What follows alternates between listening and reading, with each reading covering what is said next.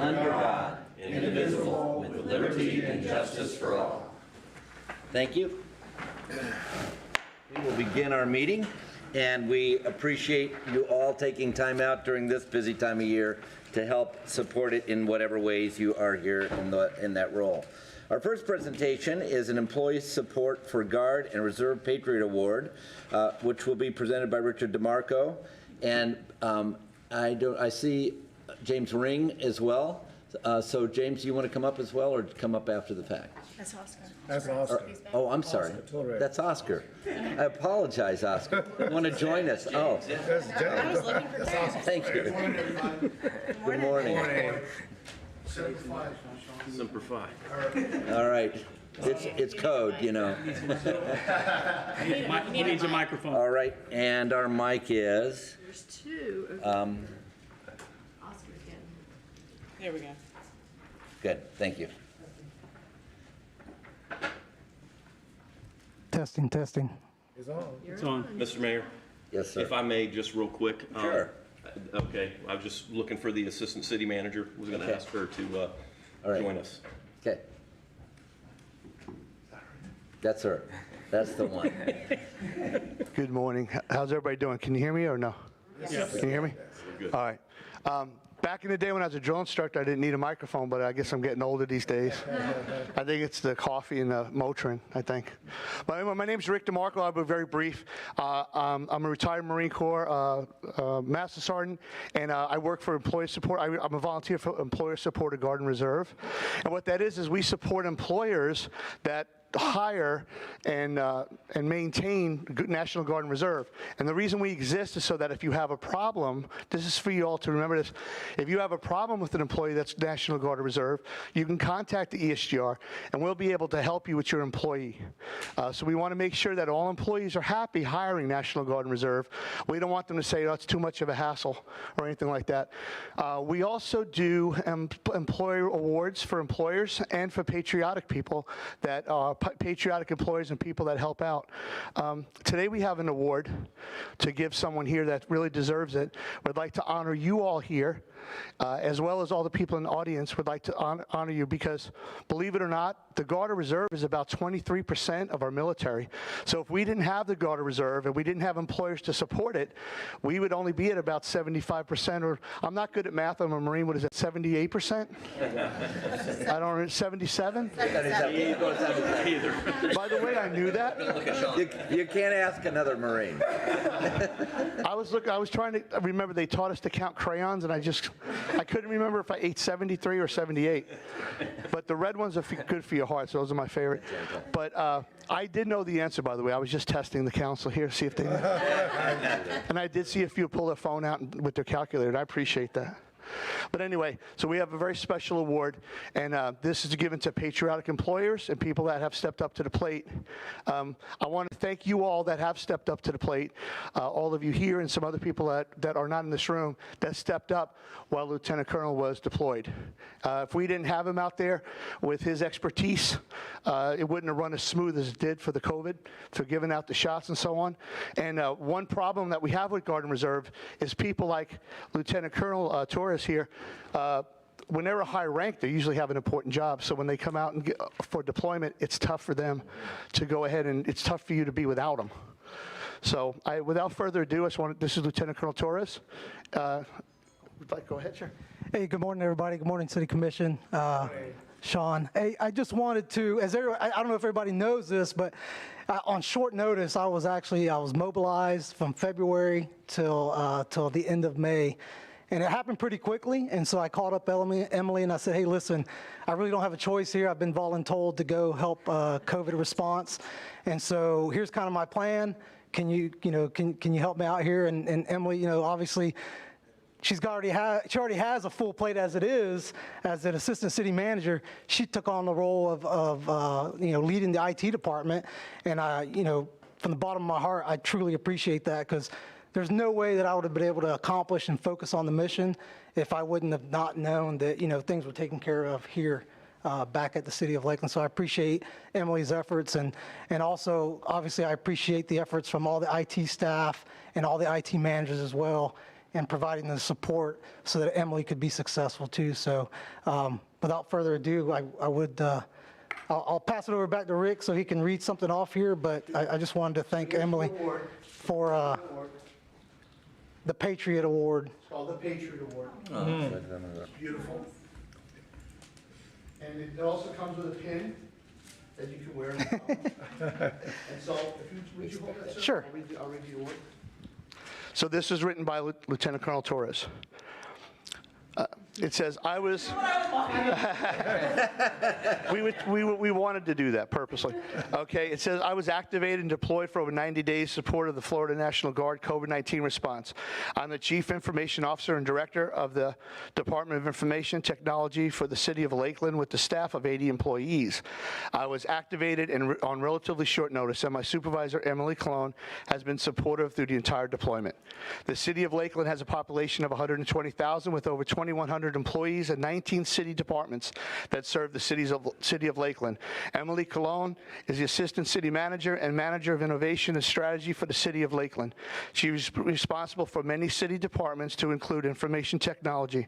During my deployment, Emily stepped right up into the role and led the Information Technology Department in addition to her already busy workload.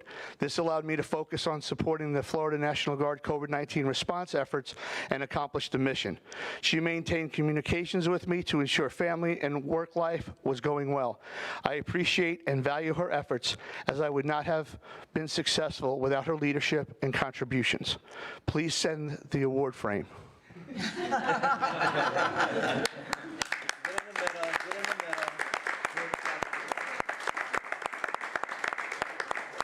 This also comes with a pin that you can wear on when you forget dressed up. And we want to tell you how much we appreciate what you did. And also for everybody here that's watching, so now these Patriot Awards that are given out, they go into a pool and they get sent from each state. And she could actually, when they go by the write-up, she could actually get another award as well. Oh, wow. I can't promise that. Don't say Rick promised that. That's gotten me in trouble before when I promise something, but it is possible that you could actually receive another award. And thank you so much for supporting him with that. And also, we were going to see if we could get a photo. Yeah, so you move to the middle to your left a little, and she'll stand between the two of you. There you go. Are you ready? Yep. 3, 2, 1. Pass it. All right. Excellent. Please photo it.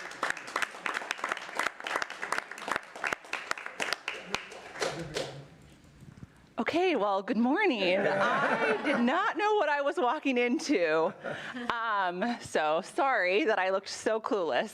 But, so thank you for this. It's kind of weird to be on the receiving end of an award because we're so proud of Oscar, and our IT department would not run as smoothly if Oscar wasn't as a responsible public servant as he is, so he makes it easy. And not only Oscar, shout out to the our Do-It managers, because they got stuck with me for a little bit, and I'm a little bit different style than Oscar, but they kept me informed and got me updated more in project details than they normally would have to. So thank you to them, and thank you for the recognition. Appreciate it. Thank you so much.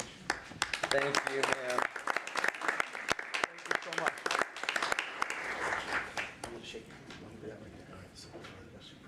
And Mr. Cohen, if you could grab that mic from him on the way down, that would be great. Mr. Mayor? Yes, sir. If I may, I also want to thank and applaud Emily Cologne's efforts in supporting Lieutenant Colonel Torres, and I want to thank Master Sergeant DeMarco for his appearance this morning. It's always good to see another Marine, but I also want the public to know that we do have a very robust preference for veterans and even in this case, active duty reserve members, and our HR department manages that. And we intend to kind of step those efforts up even further in the future. And so I just appreciate Lieutenant Colonel Torres, the Master Sergeant, our Assistant City Manager, and our HR staff and IT staff who support those efforts well in our program to recruit and retain our veterans and active duty reserve members. So thank you, Mr. Mayor. We are so grateful, and thank you for those comments as well. Appreciate that. Appreciate your work very, very much. Mr. Cohen is going to do our Beautification Awards. And Okay, first up today will be the Residential Award. This goes to Fielding and Stephanie Dickey, who live at 839 South Mississippi Avenue. This is a fully restored 1925 Craftsman bungalow residence there, and as you can see in the picture, they've done a wonderful job of re-landscaping and really fixing up was already a beautiful house to begin with. But one of the things that landscaping recently is the use of rocks in the landscape. I'm noticing more and more of that, and they made very good use of that. Is there anyone here to receive this award? I guess they're not able to make it today, but anyway, I'll get the award to them and put a yard sign in front of their residence later today. Thank you, sir. Okay. Put this one over here.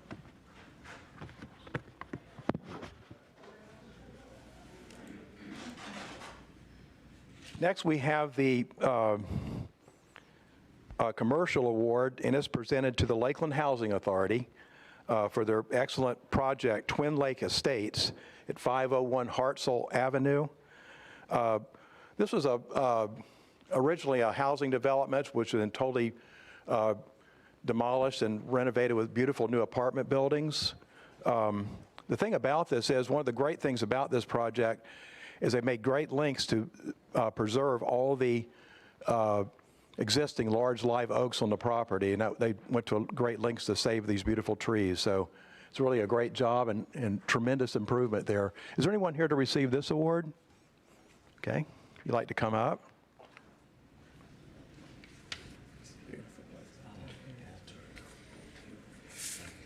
Would you like to make a few comments?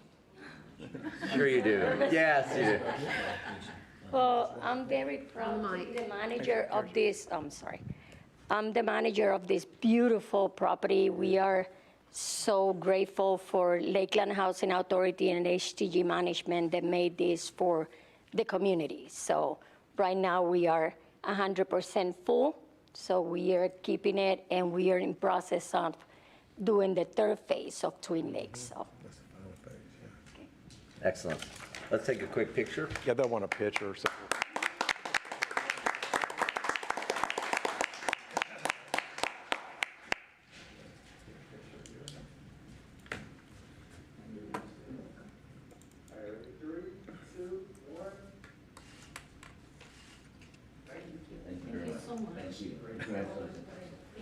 It is such a beautiful. facility. We're so grateful for it. Thank you, sir. Appreciate it very much, always. Okay. Next, we have our proclamation, and this is the 100th anniversary of the Lakeland Music Club. It's so long been a music club that it was once the Tuesday Music Club prior to that, so it hasn't even always been the Lakeland Music Club. And here to receive the proclamation are Marsha Bright, president of the Lakeland Music Club, and Kathy Harrison, the centennial chairman for the Lakeland Music Club, and whomever else you would like to have come up. So if you would come forward, that would be great. All right, you can have the whole party if you'd like. And I will read the proclamation and then kind of give you the mic after that for a few comments. Is that all right? Whereas the Tuesday Music Club of Lakeland was organized in 1921 by Mrs. C.A. Cole and was federated with the National Federation of Music Clubs and the Florida Federation of Music Clubs. And Mrs. Cole serves as its first president along with the following charter members, which included Mrs. Cole, Mrs. Paul Henderson, Mrs. Brian Maharg, Mrs. W.H. Munn, Mrs. J.H. Neville, Mrs. Roscoe Skipper, Mrs. John Edward, Mrs. C.M. Clayton, Mrs. E.N. Good, Mrs. G.T. Hickey, Miss Catherine Kaufman, Mrs. H.E. Meminger, Mrs. All right, Mrs. W.S. Moore, and Miss Elizabeth Pritchett. Whereas the music is international, unites and touches all people, and no matter what culture or country, and whereas the Tuesday Music Club's purpose is to support and encourage music in Lakeland and the surrounding areas of Polk County, and whereas the Tuesday Music Club has financially supported the music department in schools, both public and private, of Polk County, And whereas scholarships are awarded annually to high school seniors and college students who wish to further their music education. And whereas the Tuesday Music Club in 2017 changed its name to the Lakeland Music Club, has continued its goals of encouraging and supporting music in Lakeland and the surrounding area. And whereas the Lakeland Music Club is celebrating its centennial of music support in Lakeland, now therefore I, H. William Mutz, Mayor of the City of Lakeland, do hereby proclaim December 14th, 2021 as the 100th anniversary of the Lakeland Music Club, in witness whereof I have added my seal. And so let me give this to you and some comments. Thank you so much. On behalf of all the members of the Lakeland Music Club, formerly Tuesday Music Club, we appreciate the recognition and are excited to be able to continue the scholarship program for many, many talented students and the enjoyment of music and performers. We meet the second Tuesday of the month, and you are more than welcome to join us. And you meet where? At the Women's Club. All right. On Williamsburg. Gotcha. Yes. So just call one of us if you'd like to come. We'd love to have you. All right. Any other comments? Yes. We'd like to present the mayor with some music from the music club so that he can enjoy it or maybe share with somebody. I'll share, but I need my own cultural growth as well. And we'd like to invite you to the Centennial. It's December 14th, 10 o'clock, and as our president said, right on New Jersey Road South, the first red brick building after the lake. Right off New Jersey. Thank you. Right. Or let's take a picture, and if you turn that around. I'll hold my basket. Feel a little bit like Little Red Riding Hood. All right, 3, 2, 1. Thank you. Thank you very much. Thank you all.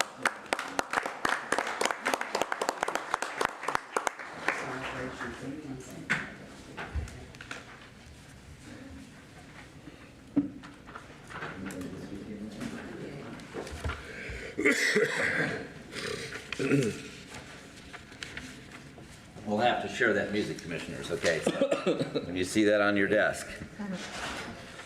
All right, that brings us then to committee reports and related items, of which there are none, and the opportunity to approve a consent agenda. Motion to approve. Second. Motion approved, and a second for the consent agenda, including the minutes and the item under utility. Is there any discussion?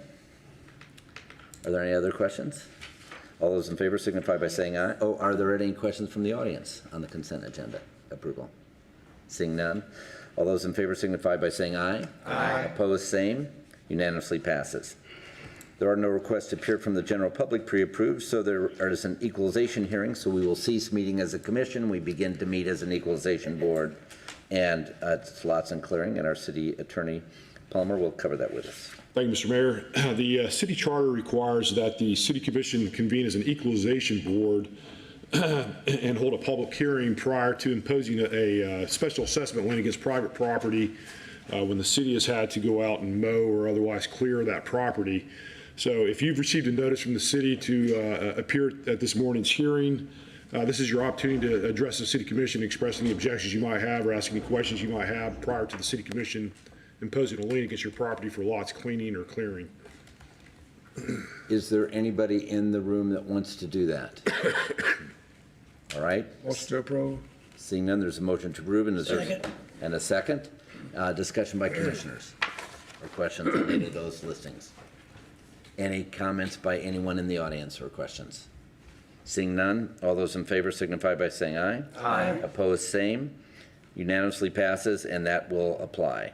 We'll cease meeting as an equalization board, return to meet as a commission, and now we will do public hearings. There are no ordinances second reading, so we'll go to item 3B1, first reading. We have one ordinance for a first reading that also requires a public hearing. This is an amendment to the comp plan. This proposed ordinance number 21-055, an ordinance of the City Commission of the City of Lakeland, Florida relating to local government comprehensive planning, providing for text amendments CPA 21-002 to the Lakeland Comprehensive Plan, our Community 2030, updating the City of Lakeland's water supply plan consistent with the Central Florida Water Initiative Regional Water Supply Plan, making findings, providing an effective date. That just will require that you open this up for a public hearing, and this gets transmitted to the state, but no action today. Okay, so are there any comments at all from the public? Are there any supplementary comments from the commission? All right, next. I believe we're to the city manager. That will be our city manager, 5A, and we have a CSX recommendation there, sir. Thank you, Mr. Mayor. I have one item for presentation, and then I would like recognition for a verbal after that, please. The item for presentation is a recommendation regarding a change order with CSX Transportation for the County Line Road at US 92 project and a corresponding budget appropriation and increase. The city had previously entered into a construction agreement with CSX Transportation for the widening of the rail crossing located at County Line Road at US 92. CSX initially estimated the construction cost to be $700,428. Work has already began on this particular location. CSX has now revised the construction estimate in the amount of $821,635, and this is the result of on-site additional flagging services that are needed, in addition to an increase in price for signal and communication equipment. It's recommended that the City Commission approve the change order with CSX Transportation and the corresponding appropriation and increase in revenues by $125,000 from the Transportation Fund unappropriated surplus to the Transportation Fund Capital Improvement Plan. Complete presentation.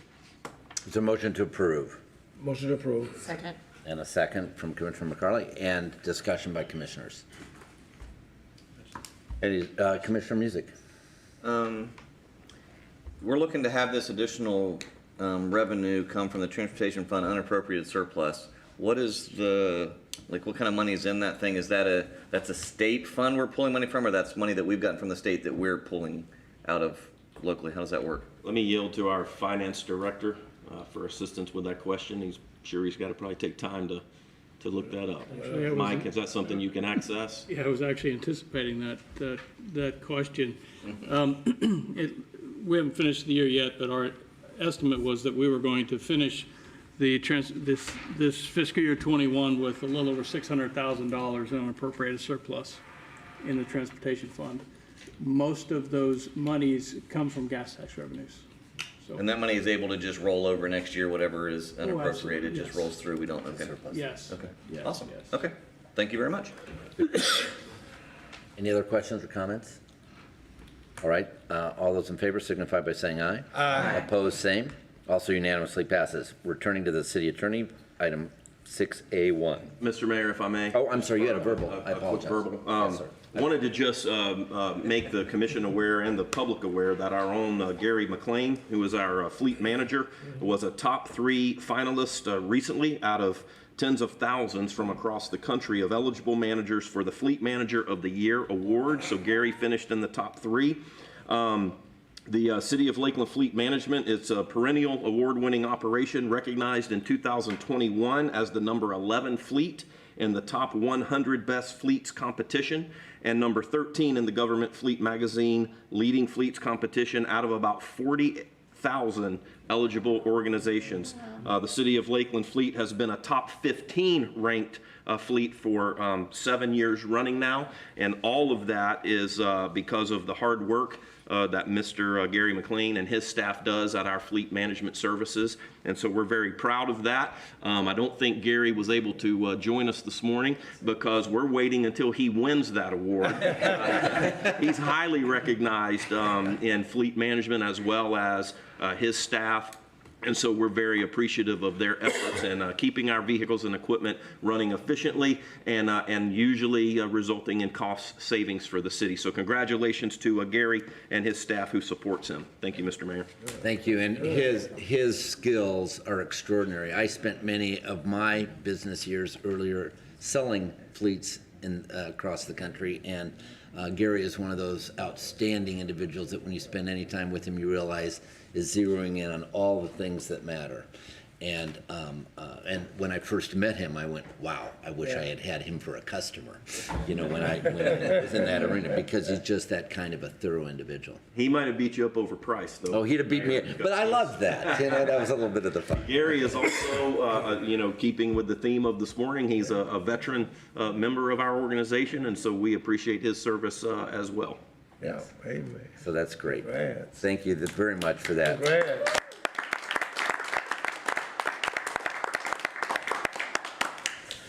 All right, that then brings us back to 6A1, sir. We have two ordinances for first reading. These will be read by title only today, and we'll come back for a public hearing and consideration of adoption on December 20th. The first is proposed ordinance number 21-056, an ordinance relating to zoning, making findings, amending ordinance 4547 as amended to provide for a modification to PUD zoning for tracts B and C of Morgan Creek Reserve to allow for the construction of 321 single-family detached homes on approximately 129.33 acres, generally located north of West Pipkin Road, south of Medela Road, east of Hamilton Road, and west of Micanopy Crescent Drive, finding conformity with the comprehensive plan, providing for severability, providing an effective date. Next is proposed ordinance number 21-057, an ordinance relating to the Lakeland Area Mass Transit District, making findings, approving the inclusion of certain lands within the boundaries of the Lakeland Area Mass Transit District, providing for severability, providing an effective date. Again, these will come back for a public hearing on December 20th, consideration of adoption at that time. Are there any comments or questions?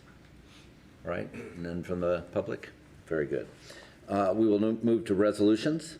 B1. The first resolution is proposed resolution number 21-085, a resolution relating to assessments, determining the necessity for having cleaned and cleared certain properties within the city of Lakeland, providing for the assessment of liens against such property for expenses incurred in the cleaning and clearing thereof, providing an effective date. So moved. Second. A motion to approve in the second. Any discussion by commissioners? Any discussion by the audience again? All right, this is a roll call vote. Commissioner Walker. Aye. Aye. Aye. Aye. Yes. Aye. Next is proposed resolution number 21-086, a resolution relating to public utility easements, making findings, vacating existing public utility easements located at 917 North Grady Avenue, providing for severability, providing an effective date. Move approval. Second. Motion approved in a second. Discussion by commissioners. Any by the audience or questions? All right, I see none. Roll call vote. That would be Commissioner McLeod. Aye. Yes. Aye. Aye. Aye. Aye. Aye. Next is proposed resolution number 21-088, a resolution of the City of Lakeland City Commission expressing support for the Newark Avenue bicycle pedestrian overpass and Lake Beulah Chase Street Trail Underpass in downtown Lakeland, providing for severability, providing an effective date. I know that I believe Chuck Barnaby has a brief presentation to give you on this. This resolution has changed slightly since Friday to incorporate that the Lake Beulah Chase Street Trail Underpass. I believe Chuck will touch on that and a few other things. Let's take a motion first. Motion to approve. And a second? Second. All right. So, Mr. Barnaby, if you could make the presentation, that'd be great. Well, good morning, everybody. For the record, Chuck Barnaby, Community and Economic Development Department. And here, if you have any specific questions about the New York Avenue Overpass, is Sean Moore with Jacobs Engineering, as well as Michelle Boutron with the Florida Department of Transportation. Thank you for joining us. Just kind of following up from the discussion we had on Friday, the New York Avenue Overpass is part of the citywide pathways plan that covers pretty much every corner of Lakeland. So it's an extensive set of sidewalk, trail, bike lane improvements that are included in the city's comprehensive plan and represent probably 30 years going forward of additional investment to make our city truly walkable and bikeable. The area that we'll focus on today is really within the central city area. It is a component of our lake-to-lake bikeway system. For the public, you see the swan that's on the bike at different locations within the downtown and the central city area. Those are our premier bikeways and walkways that connect our parks, lakes, neighborhoods within the downtown area of Lakeland. And so the map up here shows the investments that have been made over the past 10 years to develop that system as we continue to evolve the city. And the red are those projects that have been completed since 2010. The yellow are the projects including the Fort Fraser Trail extension and the Tenor Rock Trail extension, which are programmed in the DOT 5-year work program. Purple are under evaluation by DOT, and that includes the Westlake Hunter Trail that we'll be talking about later as well. And then the orange are connections to the lake-to-lake system from different parts of the city. So we've got the Main Street Pathways project that's under construction right now. We've got a trail to connect into Bonnet Springs Park along the Chase Street corridor near George Jenkins Boulevard. That's scheduled for 2025. And then the trail that's been built along Memorial Boulevard. So this is a part of an ever-evolving system. And just really zooming in, the New York Avenue Overpass connects the cycle track to Lake Wire. The cycle track was completed back in 2019. It really represents the best, most direct connection to the Florida Tile property and the Lake Wire development that will include residential, retail, and potentially office or other uses.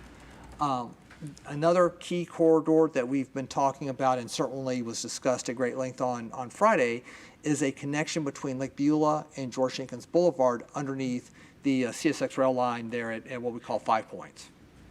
That trestle was probably built in the 40s, is definitely not adequate for automobile traffic, but certainly has no bicycle or pedestrian facilities to connect downtown with Bonnet Springs Park and the $100+ million investments being made there.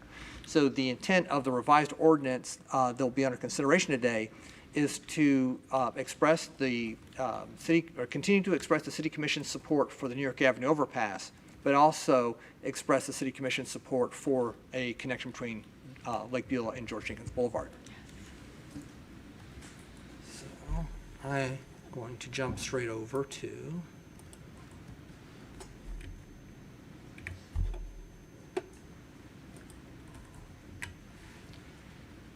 In terms of the New York Avenue Overpass itself, the location is generally between Main Street and Lake Wire Drive along the New York Avenue corridor.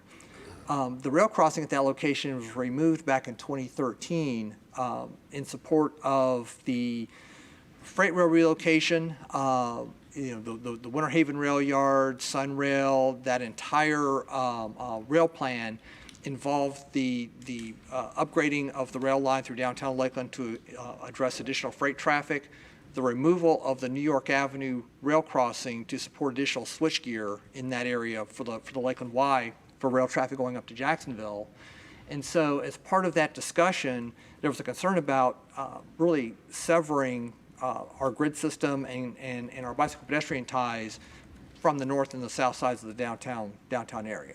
So that was really back when a pedestrian crossing, and at that time an underpass at that location was discussed. As DOT continued to evaluate the New York Avenue crossing area, there's a jet fuel line that runs right along the rail line and through there. And so an underpass was just determined to not be feasible. So back in 2017, the City Commission endorsed or recommended a preferred option for an overpass at this location. It asked DOT to continue with design, continue with right-of-way acquisition, but put a hold on construction until development activity catches up on that side of downtown. So in the past probably 3 or 4 years, there's been certainly the development of Bonnet Springs Park, which will open in early to mid 2022. We're starting to see more activity in terms of the redevelopment of the Florida Tile site. So we're starting to get that development activity to the north and to the west of New York Avenue, in addition to more of an attention being paid to the downtown west area. And the downtown west area generally flanks the Lakeland Intermodal site as well. And so, we're starting to see the pieces of the puzzle come together from a development standpoint, from a public facility standpoint, and also from a transportation standpoint, that now is really making a good time to go to the next level for the New York Avenue overpass. DOT's in the process of, and the Jacobs team are in the process of designing the overpass. It's probably, between 30 and 60% design at this point. And so it's a critical point at which DOT needs to receive a reaffirmation from the City Commission that it still supports the project and wants it to move forward. This is a rendering of what the overpass would look like from Missouri Avenue there by the Citrus Connection Terminal. But it would involve switchbacks starting at Main, ending at Lake Wire Drive for bicyclists to go up and over the rail line, as opposed to having to wait for rail traffic coming through downtown. This was the original concept that was developed looking north from the Main Street, New York Avenue intersection. Pretty much what we're looking at now is something that's more of a rounded design. It involves, it's a tighter design. It's something that better supports bicycle pedestrian traffic. It also allows us to do more from an aesthetic standpoint, and anything above a basic DOT design requires the maintaining entity to provide additional funding for those enhancements. And so in this case, we're looking at powder-coated railings. We're looking at concrete stain sealer for the concrete face that the public would see. All of those enhancements come to a little over $70,000. And so anticipation of uncertainty regarding ultimate cost whenever construction is funded for the overpass, we're programming $85,000 out of the transportation fund for those aesthetic enhancements. There are additional enhancements that are going to be planned for and studied at Lake Wire in particular to provide a better connection to the Florida Tile redevelopment site. There will need to be a future agreement with CSX to address the crossing maintenance responsibilities within the railroad right-of-way, aerial rights, those types of things that will come back as a separate three-party agreement between the city, CSX, and DOT. At this point in time, construction is not programmed. However, this remains a priority project of the district, DOT District 1, to receive funding through the Florida Rail Enterprise. And so it does remain a high priority. What we want to do is just position the project to proceed into construction once those funds are available. And so this is a kind of a 3D rendering of what that overpass will look like with the rounded design on the north and south ends of the facility. And the rendering, of course, makes you realize the complexity of it all the more. But it makes it usable by both bikes and pedestrians. And so it protects for that. It also makes some sense out of the New York corridor that was done earlier, because people today can be kind of critical of saying, what's that there for? Because these pieces have to be connected as we come along and come down the pike. Exactly, and we had actually submitted funding requests back in 2010 to 2012 for this project, for the cycle track, as well as Westlake Hunter Trail. And because of the different funding sources and the complexities of the different projects, they've been spread out, and you're seeing different pieces of that overall plan come to fruition today. Commissioner Music, you had a question? Or Commissioner? I do, but he was first. Commissioner I didn't raise my Walker? hand yet. Okay. I get it anyway. Sorry. It's called, your elders. That's why. Thank you, Mr. Mayor. Of course, I was not part of your discussion on Friday, but hearing and talking with city manager about some things as I was absent on Friday, but certainly appreciate hearing this and seeing this, because even the heated discussion I thought we had even some years back about, this particular bike trail and the actual building of the pedestrian overpass on New York and that kind of thing. But, I look at it being just, I guess, another phase of what we really want. Because back during that time, if I recall, we did get a national recognition by being a bike-friendly community and all. And knowing we had the bikers that were very, I guess, using the trails as they are. But my question is now is once, hopefully, this comes to fruition, and we have this completed, which I believe is needed to get across the tracks, of course. Once with all the developments coming up out of the ground as we hope it would be, and we call downtown west, where does it go from there? Because we're ending up almost around Lake Wire and all that, and you almost at what I call Kathleen Road, MLK. How do we continue to connect going further north? Because I know we talk about even this maybe one day being as far around Fort Fraser and all that. So where does it go from there? That would be my question. A lot of that is going to come out of some other planning efforts that are underway right now to look at the Lake Wire area specifically and the downtown west. Part of the planning will look at the connectivity to go down to Lake Beulah heading west, and Lake Wire and the Martin Luther King Avenue corridor heading north towards Memorial Boulevard. that's still on the state highway system. It's still a 4-lane road, but the city owns a considerable amount of right-of-way along the east side of Martin Luther King. So there are options to provide either visual enhancements, side path or a trail, some other better connections to connect this facility to particularly points north. Public Works has come up with concepts for the Lake Wire area as well as Main Street going all the way down to Lake Beulah that include a cycle track or other types of features that would provide connections pretty much in concert with the intermodal center. But what our intent is once those plans are adopted, to come back to the commission to solicit support for future funding requests through the TPO and other funding sources to at least take care of a lion's share of those costs. Whatever can't be funded locally, we want to be able to position the projects for funding through the TPO and DOT. So that's part of, it's an evolving system. There's nothing that's funded at this point, but they are certainly a major part of planning efforts that are underway right now in these areas. So will, if I may, Mr. Mayor, will we see the interconnectivity there with the new, I call it the pedestrian trail, bike kind of trail between MLK going east over to Lake Parker and around that part? Will this become part of all of that eventually? It will.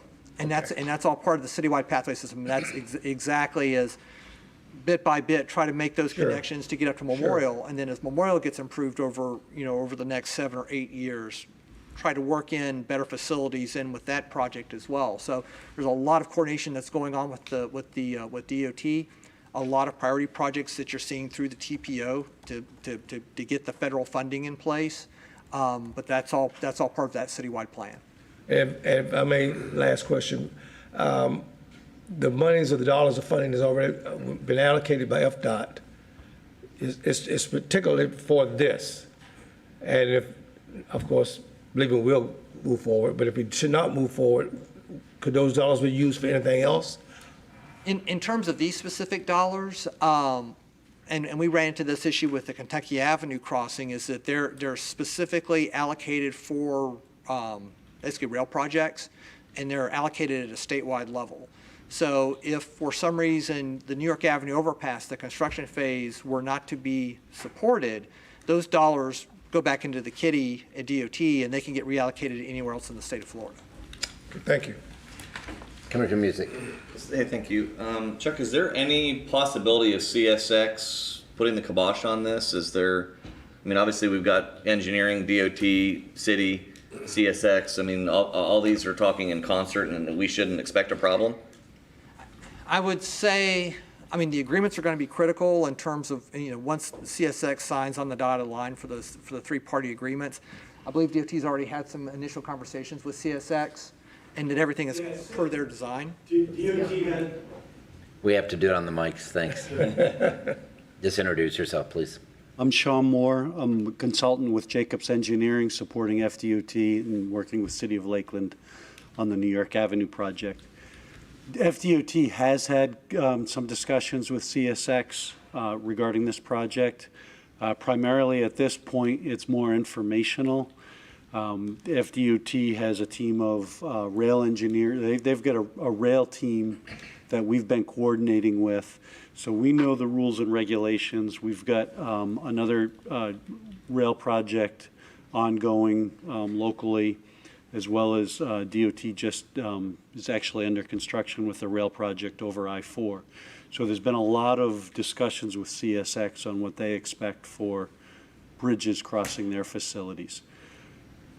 This specific project, the meat of those discussions have not started yet. Once we hit 60% is about the time that CSX will do their first formal review of the plans. It's not likely that they will put the kibosh on it. It is likely that they will ask for clarification of some things or look for a couple adjustments here and there. But to kill the whole thing is unlikely. All right, thank you. And it is consistent with other designs that have been approved, correct? Yes, yes. Which is important too. Yep, they primarily, some of the things that they look for are, they've got a set right-of-way that's 100 feet. They want us to put the foundations outside their right-of-way. Mm-hmm. And then as that rail comes through, we need to be 23 and a half feet above that and put the cage around the bridge so that people can't jump off or cause too much problem. So those are some of the basics of the things that they're looking for. Sean, any tie-in, you heard in Mr. Barnaby's presentation, the need or desire to make sure that the let's call it $50 million regional Bonnet Springs Park has greater access from Lake Beulah. Is there any tie-in available in this request or in your current discussions about how that might be accomplished? I think that's probably more for Chuck, but the bridge and the way that ties in, you can see there's a small piece that where we span the bridge, and then once we tie down, that's effectively the limits of this particular project, and then we'll tie more into it. I was fishing. Yeah, no, I understood. Hey, if you can get the DOT to expand our scope, we're happy with that. But okay. Other questions? Commissioner Madden. Thank you, Mayor. Thank you, gentlemen. Also, I wanted to thank you, Chuck, for adding the prioritization of the Lake Beulah 5 points access to Bonnet Springs Park, because certainly that's a huge, huge priority for this commission. If you could take it to the slide that focuses more on the actual crossing in Lake Wire. Yes, that one. So just like it's important to continually, develop the narrative and to show where things are going. When we a few years ago had the discussion on the initial New York cycle track, you were also able to help paint the picture of connecting to Lake Hunter and how that would come onto Lime Street. And then we recently had the opportunity to see some potential from the study of Lake Hunter and how beautiful that trail could be connecting this area. Likewise, would you be able to, even if it's just with a pin on the projection, show us where, after you get across this railroad, where you're foreseeing potential access? To me, it's fraught with traffic and a busy road there with Sykes. Again, you get over the obstacle of the railroad, and then you have the obstacle of Sykes Boulevard to get either over A to the multimodal area. To me, I'm thinking, if I'm on the New York cycle track, is it best for me to go left over to the new multimodal and to see a potential pedestrian highline over to that Sykes property? Is it better for me to think that if that I would go all the way down to this new pedestrian bike tunnel that we're hoping for to get over to Bonnet Springs Park? Or is it more probable that we would go to Lake Wire and find some kind of connection by working with the developer on the new Sykes project to somehow get to Bonnet Springs Park? To me, I just would love to see any chance we get kind of potential thoroughfares to the park, because just because I get to Lake Wire, to me, I'm thinking I wouldn't want my children to ride over there near Sykes Boulevard to somehow get up to Bonnet Springs Park. And that's something that we've been kind of struggling with, as far as ourselves. And Public Works has come up with some different concepts that I think really help calm Lake Wire Drive and enhance it. Really much like we have around Lake Mirror and Lake Beulah, with lighting, different pavers, different whether on-road or off-road type treatments. And so I think that there's some things there that we're on solid ground to go after state or federal funding to implement on Lake Wire Drive. In talking with the developers for the Florida Tile property, one of the things that we've discussed with them, and we certainly would need to work with DOT on this, are even if we can get rid of those sweeping right turn radii coming off of Sykes Boulevard onto Lake Wire Drive, or that intersection is so big and traffic can move pretty quickly making those right-hand turns, that if we can get rid of those, then that's a really good, fairly low-cost way to tighten up the intersection. And at least even though it's still at grade and at a traffic signal, it makes it a narrower intersection and makes it a lot safer and better connects and slows the traffic down coming through on Sykes Boulevard. And this crossing here along New York Avenue is going to be important, not only to provide a shorter term connection to Florida Tile, but it also provides a direct connection to the North Lake Wire neighborhood, Paul A. Diggs, and the neighborhoods to the north along Martin Luther King Avenue. The intermodal center, there's still, of course, a lot of uncertainty related to that. The environmental studies are now being included into the DOT work program, and that's something that the TPO will be talking about on Thursday. But whether or not we can get across to the Florida Tile property from the intermodal center are still going to be subject to much more in-depth analyses. How much room does a new passenger platform for Amtrak take on the north side of Main Street? What are our options there? How do we design all that? So I think that's a much longer term proposition than what we're talking about for New York Avenue. But ultimately, while they both will serve the Florida Tile property, they're going to end up serving pretty much separate markets and are going to be important connections in and of themselves for the rest of the city. Commissioner McLeod's next. Thank you. Yes. Thank you, Mayor. Thank you, Chuck. Just as a reminder for those watching or listening, our action today is a vote of support for DOT and to continue with this project. Yes. And timeline, so you mentioned it's currently, this is not in DOT's work program, meaning it's not scheduled, but what would the potential timeline for this project be? I'll look at Michelle, but over 5 years?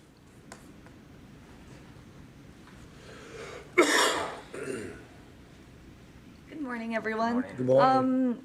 Right now, we do not have the funds for it. Like Chuck said, it could potentially be 5 years. I've seen a lot of money come out of thin air over the last couple of months. So hopefully there's some funding in the horizon for this. No promises, but I'd like to see it eventually happen sometime soon. So Okay. I'd say 5 years, more or less. Thank you. That's helpful. I think sometimes it's difficult to, even when things are in the work program, when it's scheduled for us and I think for the public, just to get a sense of, well, what does that mean? When would we potentially expect to see construction or to see this happen? So I know you don't know, but just to kind of get a sense for that is helpful. And anymore, it's about getting projects construction ready, and so that's the intent here is to get it construction ready so that those dollars become available, then it can roll right into construction.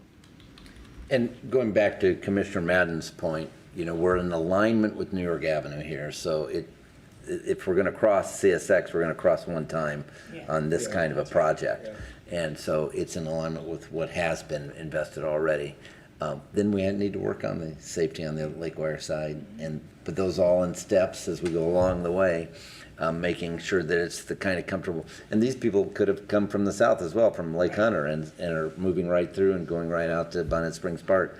So it is an exciting opportunity. There's pieces all along the way that have to continue to be managed in that process.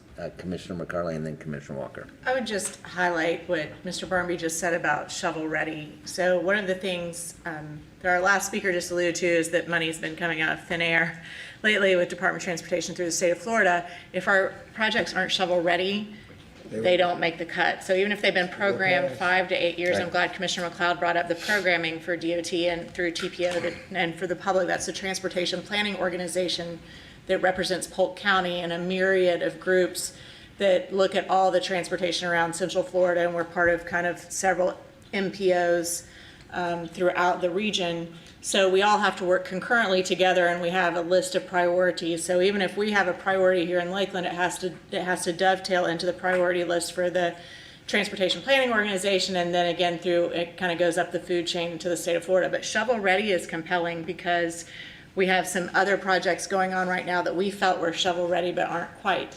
So for our legislative friends to approve the DOT fundings to come down here, if this isn't ready to go when the timing is right, then it's kind of been a waste of time and resources. So that's one of the hard parts of this too, is for explaining to the public how everything connects and how it all is, as Mr. Brownby's really eloquent at saying, it's all a piece of the puzzle. And you have to kind of pull yourself back for a 30,000-foot view to see how those things happen. So thank you for the presentation, but just shovel ready is something I've heard a lot in the last 6 months. So when magic money shows up from the state of Florida's revenues, we're ready to go. That's all. Right, excellent point. Commissioner Walker. Yes, thank you, Mr. Mayor. But alluding to what Commissioner McCarley is saying, I think we tend to forget, how long these things take. And again, you have to be prepared and be ready to move forward. Because even with, as I think now, it just came in my mind how our team is working toward I think Kathleen Road diet. how that's changing. But that's all changing to make sure we can get all this someday be connected properly, I will hope, as things have been put into proper perspective with the Kathleen Road diet and the plans moving forward, coming off I-4 and to our city and that gateway with Bonnet Springs Park, all that is still, I'm thinking, I would think, not knowing how you all, because you're more advanced in your thinking than I would be probably in these kind of things, because your expertise, they're trying to make sure safety and all that is part of it. And that's where not having bicycles and pedestrians crossing an active rail line is absolutely critical, and that's one of the big key points of this project. Yeah, thank you. Well, you can see that since this is the item we have spent the most time on in this commission meeting, that there's high enthusiasm for us to want to get this done. But let's try and ratify that with a vote, since I see no other questions here. Are there any from the audience? All right. We did. Pardon? No, we're good. Okay. Did you have one thing else you'd like to say? I did not. I couldn't remember if we had a motion or Yes, not. He I'm said we did. Okay. Commissioner Walker? Aye. Aye. Aye. Aye. Aye. Yes. Aye. So 100% enthusiastic about the project. Thank you very much. Thank you very much. All right. Let's see, that takes us to item C1. We have one agreement for your consideration this morning. That is an agreement with Axon Enterprises for the purchase of body-worn cameras, tasers, in-car camera systems and some other technology upgrades for LPD. Specifically under this agreement, it's a 10-year agreement and provides for the procurement of 250 tasers, 250 body-worn cameras, 165 in-car camera systems, 10 virtual reality training headsets, which would include various training software that allows our officers to engage in virtual training for sensitive situations and de-escalation methods. Also provides for 3 interview room camera systems and various other software and hardware associated with this, including, importantly, an integrated digital evidence storage system. Everything carries a 10-year warranty and provides for periodic upgrades over that 10-year period to the equipment. The city's costs under the agreement are fixed at $938,000 per year, so that will not go up. There's no escalator to that, $938,000 per year. This amount is under what was budgeted, appropriated in the city's budget hearing in September of $1,080,354. So that is within LPD's current FY22 budget. Assistant Chief Hans Lehman and others are in the room if you have any questions specifically about the technology. That's recommended for your approval. Move for approval. Second. Motion to approve in a second on this preparation. And so discussion by commissioners. Questions? Yes, Commissioner Walker. I was excited to hear we're under budget. And just to know we're under budget, no escalators for a 10-year period. That was great. So I want to say thank you to the team, Assistant Chief Hans Lehman and, of course, Chief Garcia and whoever, to come back with a package that we knew would be the cost that had been projected to us back in September at budget time, and now being under budget and still no escalators in a 10-year contract. I say kudos to the team. So thank you all for doing what you did, and not only you, but others I know now in our whole city departments, trying to make sure we get the best out of what we can get. So thank you again. Thank you, Commissioner Madden. Thank you, Mayor. We had such a great conversation on Friday just to hear some more about the features. And I think it was one of the mayor's emphasis when we were talking about body cameras, not that it just also includes upgrades like tasers and things that we would normally do, but that really the technological advancements and improvements that have come iteratively throughout the years, and we're being able to take advantage of some best practices, especially the virtual reality goggles that are able to do the de-escalation training in a 360 manner. And I know that's one of the things, Chief, that you've said, that when you're following video, it's not a panacea. There are still things that you can't see, smell, taste, feel in that surrounding crime scene. It's not captured on camera.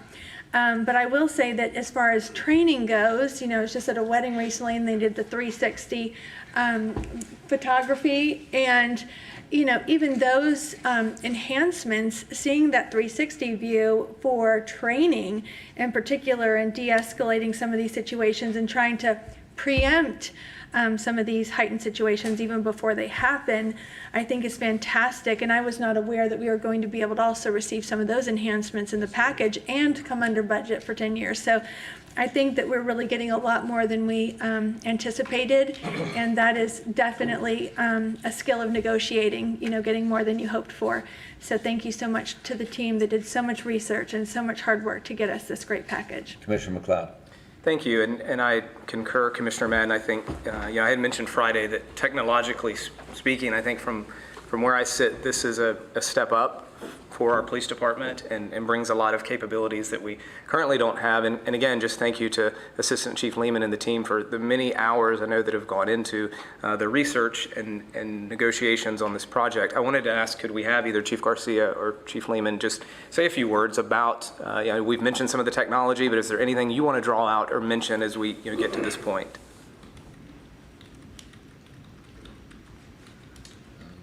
And the elected body is Assistant Chief Lehman. Good morning. Good morning. Just like we talked on Friday, a lot of the advances, it's a big bundle package, and it's not just cameras, it's not just the taser, it's the technology that Commissioner Madden mentioned, virtual reality training, redaction software, transcription software. It all goes to one virtual cloud storage platform. So just the efficiencies, hopefully it's going to create is going to be good for us.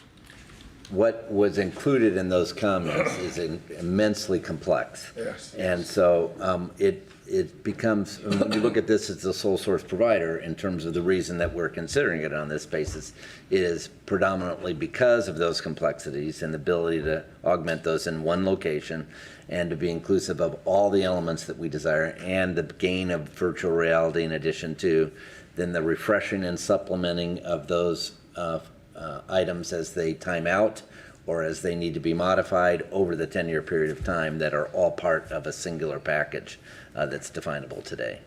And that's pretty extraordinary.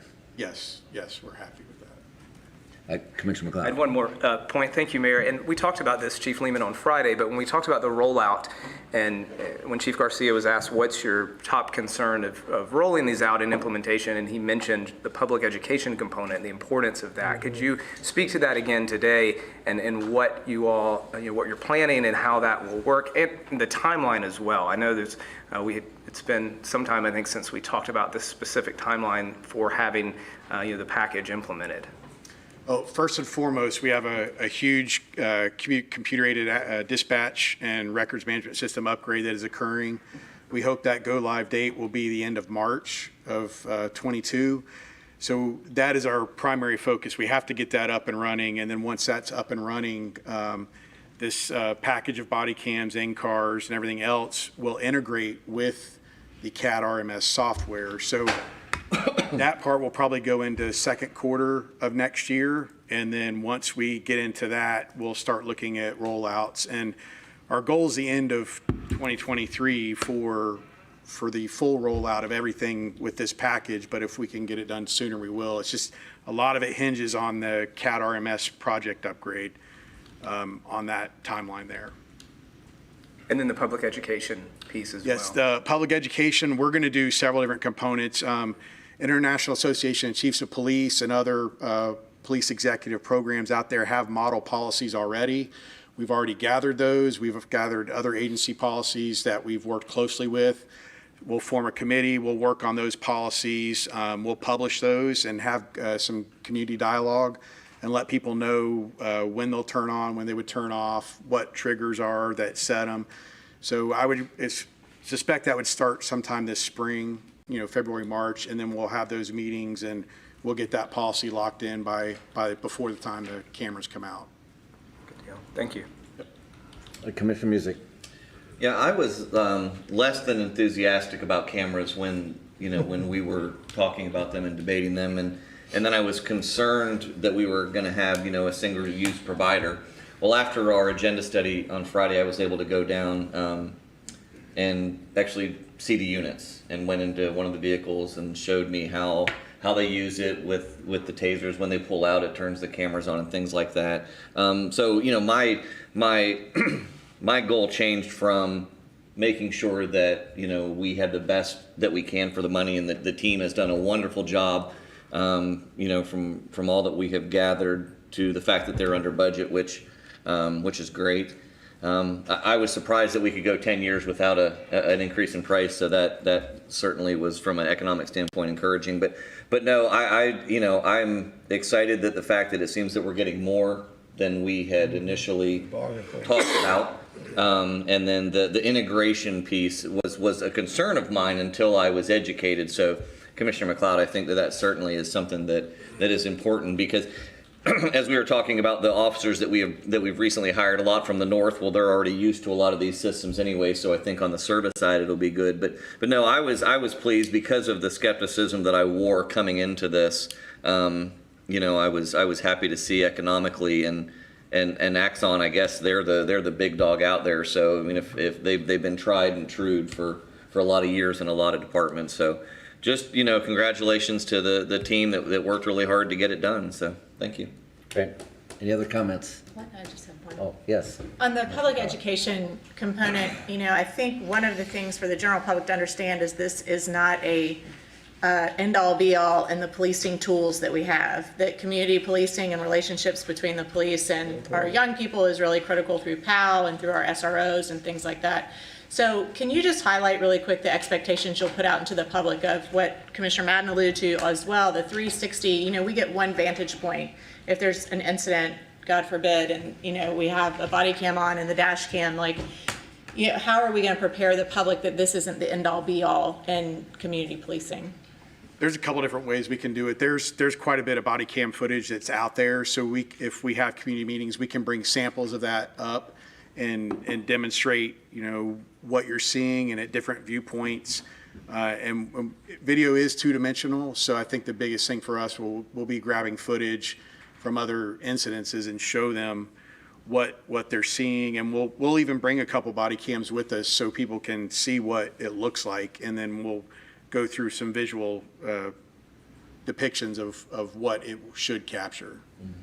I think it was really poignant what you shared at Agenda Study the other day, is that just like Commissioner Madden reiterated, you know, it's all five senses. Like, we're only seeing something visually, and we're not, you guys are not, I mean, no offense, but you're not movie makers from California, you know, having an IMAX movie of an incident. So that's a really important communication, I think, to our general public, that you only get one shot of it. It's kind of like when I talk to our kids about social media, you're seeing a snapshot of people at one moment in time, and that doesn't explain everything else that's happening around you, heightening of crowd feedback, you know, anything like that that your officers are dealing with. It's just one segment of a much larger toolbox that you use in supporting and keeping our public safe. And I just think that communicating that out is going to be really, really important. It is one piece of the entire puzzle, and we'll make sure that we get that out. And however we can help do that too, you know, of course you have our support. Thank you. Yes, Commissioner Reed. Thank you. Hans, I think you've done a great job there again. I think I was a lone negative vote when we started the process. But seeing the package you've come up there again, similar to what Commissioner Music said, I was concerned about the continuing rise in prices down the roads and stuff. But overall, with the package and stuff that we've gotten, and the enhancement it'll have to the programs and stuff that we have in place, plus we only have to have 2 new employees and the database, et cetera, I am going to support it today. So I guess we'll have 100%, I presume. But I think you've done a great job with that. And this is a tried and true system with other municipalities have it in place. And so I think overall it will enhance the department. And I hope Chief Garcia is happy and we're move forward. Well, and on the happy side, there's a ton of work to get done in this. Yes, it is. And so we do appreciate that. So we know that we're launching a huge project for the integration of the department and the load that will follow and the training that follows. And so we're very empathetic to that, and we appreciate the ability of your staff to say, yes, we'll go forward if that's what you want to do, and we are grateful for that. I would like to add that to the extent we can accelerate the implementation, I think that's a high priority. And so if we can get into the end of calendar 2022 in terms of application of body cams, and people are pushing towards that effort. I'm not presupposing I understand the schedules. That would be a desirable goal, because we certainly understand there's many complexities. And then I have a question on term that may be more legally oriented in this question. Because we're going to be doing different integrations of portions of the contract, do the 10-year contracts then really vary based on the subscriptions of those individual portions, or is it a time period from the first utilization that starts the clock for everything? That's my question. I mean, it starts with the delivery of the first equipment. That's when the 10-year clock starts. Okay, so all the more reason that we want to get, since we start the clock, that we want to get everything up to speed as quickly as we can. Okay, that's my question. Anything else?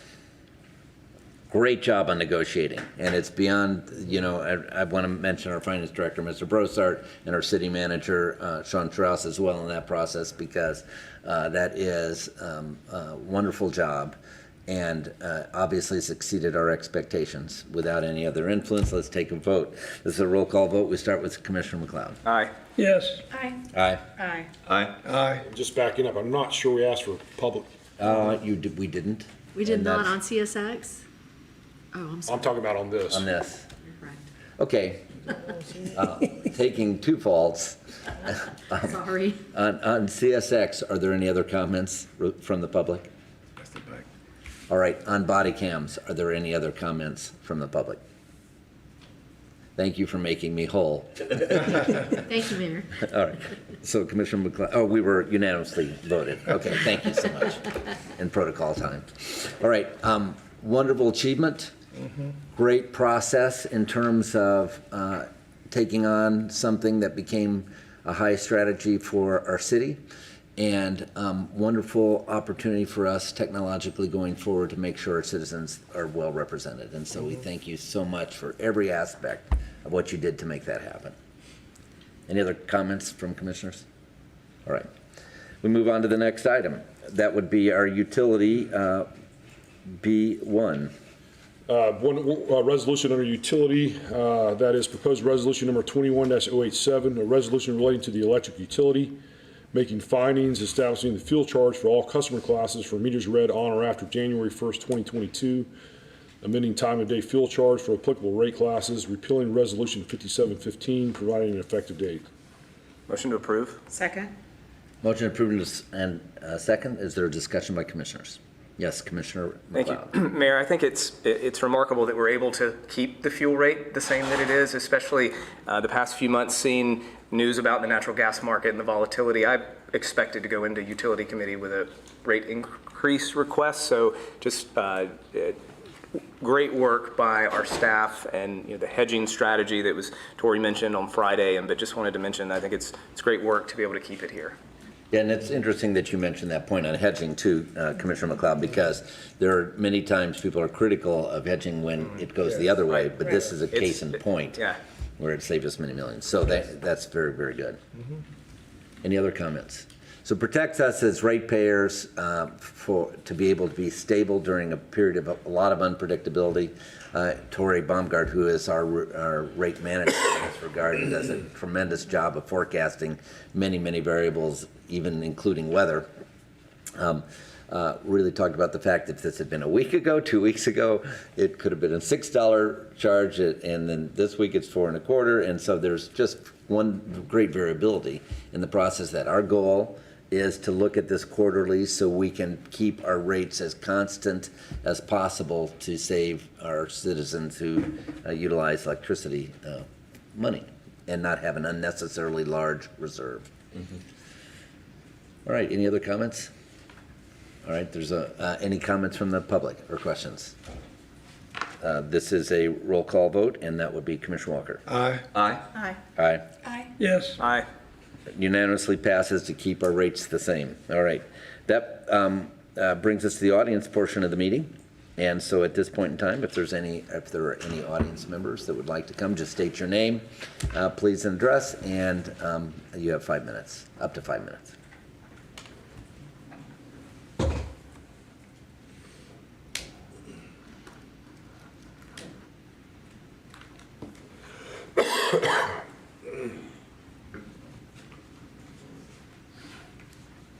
Good morning. Good morning. My name is John Joyner, 3830 Hamilton Road.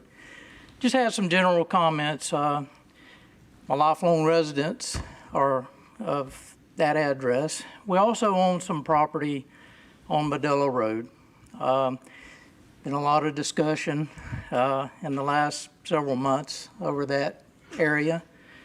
And really in the whole area in the Drainfield Airport area. You can imagine in my lifetime what I've seen there from a small airport growing into what it is today, and prime planes coming in and things like that you never expect. One of the things I appreciate is how this commission discusses everything in detail before you make a decision. Near and dear to my heart is development. It's getting pretty closed in out there, and I would just ask that going forward that you would continue that and think about not only the developers, but the residents that are there. And, there are very few now compared to the past. So, you'll have the one coming up about Morgan Creek coming up next week. And one of the things that I'll discuss at that time is the road coming all the way through. But we have to remember not to put the cart before the horse. Make sure that we have everything in place that is needed in whatever you do, to not have a mess for all of us in the future. And I think Commissioner Madden, you had mentioned the other day that you don't want to go back one day and say, well, what did we do here? So that's all I have. Mr. Joyner, appreciate that very much, and you are right, and we are very concerned about that. And so as we take a look at each of these things, did you have a chance to hear our agenda study Friday? Yes, and I appreciated how you discussed all that. And so that's the tone, and we want to know what's going to happen with water. Yeah. How's that drainage going to take place? What are the roads going to look like? What kind of ditches need to be done? And we'll continue to do that. Okay. I appreciate it. Thank you. Thank you. All right.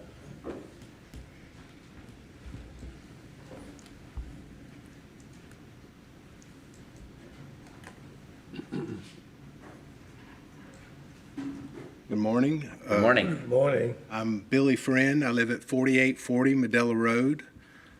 My wife and I was gifted property from her grandmother, so we've been out there since the 1980s. Nice. We've seen a lot of changes going on in the area. A lot of the changes are good. There's Publix now. There's Morgan's Creek Reserve. Those are good things. And I support the development coming off of Pipkin Road there of Grisham Trail. I think that will be a good thing. It's going to be great. But that's basically all I got to say, except for y'all guys are doing a great job.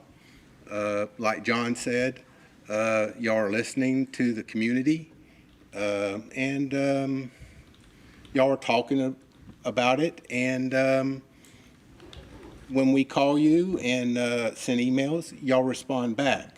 So y'all guys are and ladies are doing a great job. Thank you. Thank you, Mr. Friend. Nice to put a face with the name. Appreciate your communication.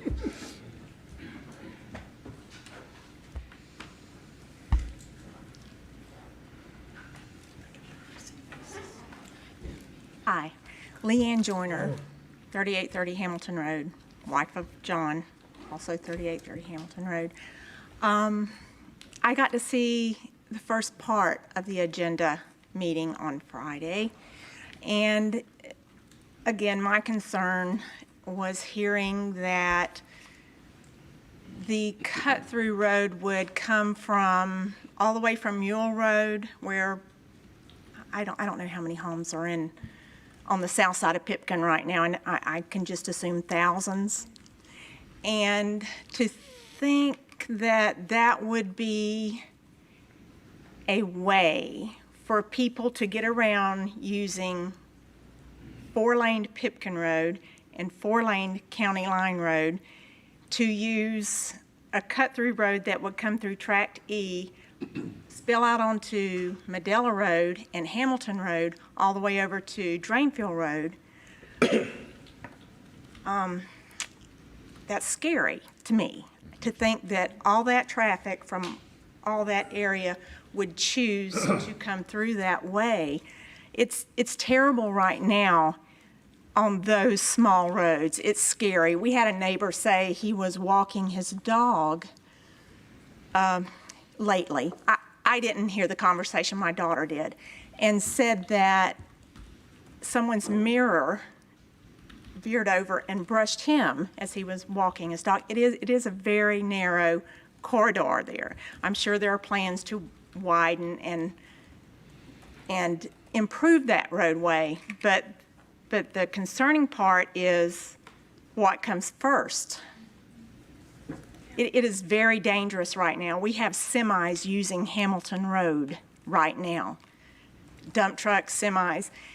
They do not go, and I mean, rightly so, they choose not to go all the way to County Line Road to cut around to get over to Pipkin Road.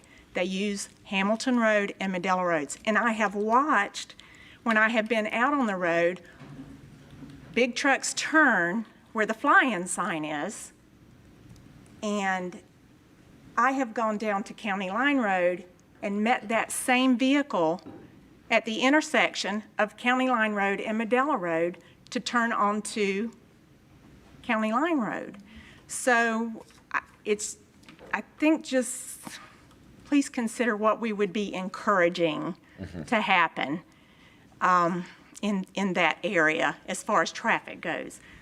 A lot of times, John and I, when we are going towards Plant City or whatever, we choose not even to go to Drainfield Road to make a left turn because it's not easy anymore. There are no traffic lights in any of this unincorporated area. So that's pretty much my point. I did have one more question, if I can ask a question. Sure you can. Yes, ma'am. The intersection at Medela and Pipkin Road, I know there are plans to put a traffic light there. Is it soon? I was at that intersection a few days ago. It was 3:30 in the afternoon. It was well after time that Bruce Wagner had let out. And I was headed south, sitting at the intersection on the south side of Pipkin Road. And the entry to Riverstone, they have a left turn lane, they have a straight lane, and then they have a right turn lane. There was a car positioned at each one of those, in each one of those lanes. And the traffic was coming and going and coming and going, and you have traffic coming from the east side, and they're going to turn into Riverstone. There are people sitting there, and with less than 5 seconds, there were close calls and people on their horns. Because they work to fit in. Yes, because you can't get out there if you are not on Pipkin Road, if you're trying to get on Pipkin Road. So that is my question. All right. Thank you, Ms. Joyner. For the record, Chuck Barnby, City of Lakeland. That intersection has actually been a focus of the Riverstone agreement. It was approved about 4 or 5 years ago, but the challenge has been Pipkin Road is owned by the county, and for a signal to be approved, it's got to meet certain criteria that are nationally adopted. And so as of about 6 months ago, those criteria had not been met. And so seeing the need for the signal, and also given the construction that's going on Pipkin Road just to the east, we required the developer to post I think it's around $520,000 bond that would cover the cost of the signal installation, with the developer working directly with the county's contractor on the Pipkin Road 4-lane project to get the signal installed as quickly as possible, but tying it in with the county's 4-lane project. So it's very convoluted, different parts moving around, but we do have the money guarantee in place. It's just now, from a timing standpoint, getting that worked out with the county. And your guess would be, timing-wise, a range of?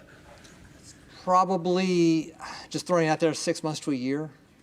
It's not, because the criteria wasn't going to be met immediately.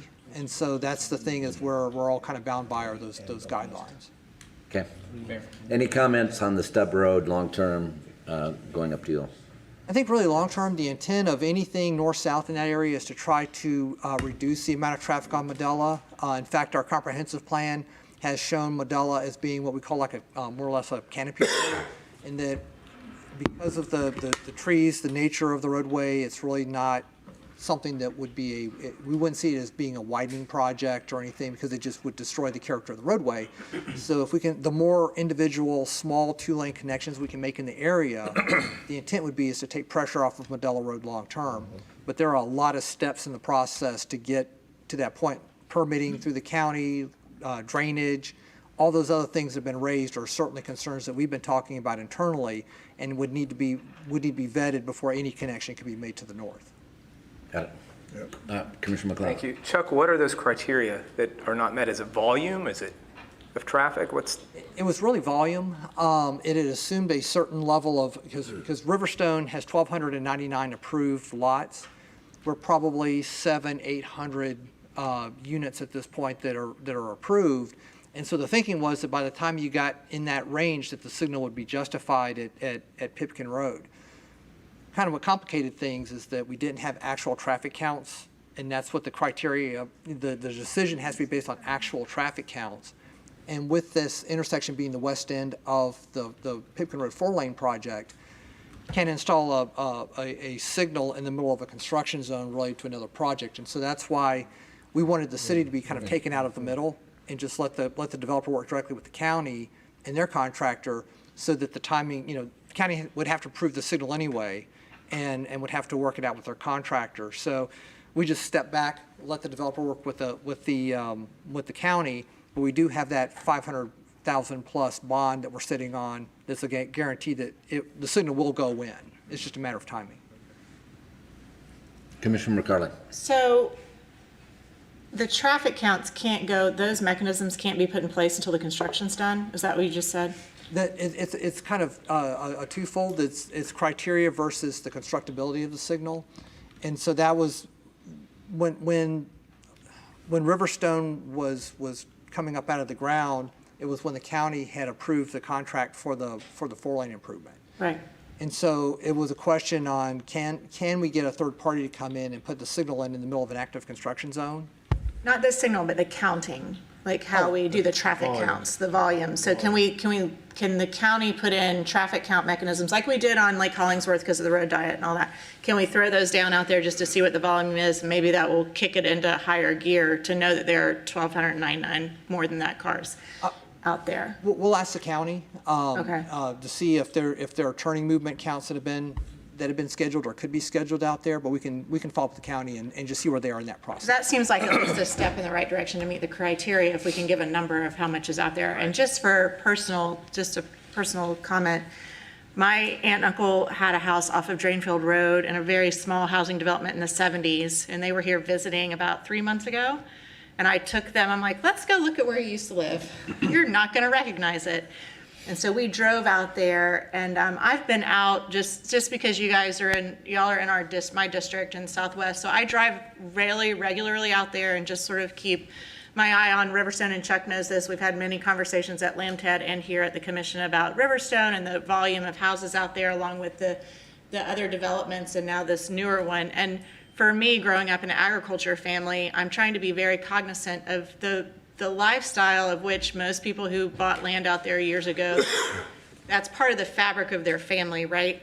So it's not just, oh, we like development or we don't like development. It's a whole generational feel of growing up. The property I grew up on is west of Heart of Florida Hospital in Haines City, which is all rooftops now. So it's something that we're very cognizant of, and I think even our staff having discussions about runoff and things like that in our Wabash extension, I've gone up there with Mr. DeCesare, and the impacts that these kind of developments have on agriculture land, whether you have, 3 chickens or 4 cows, like it's still ag lands and it's still a way of life, and it's still something that we are very cognizant of and that we respect. So we're working really diligently as a team to marry those things together with those thousands of people moving to Florida every day that want these houses. But that's in a personal aside. I just want to say we all, and I feel like my colleagues are very well aware of that as well. And we appreciate you too, Chuck, because I know that there are just marks and metrics that we have to hit. But if we could just count, I'll sit out there and count, if that will help. I'll spend an afternoon counting. I'll make sure you have a comfortable chair.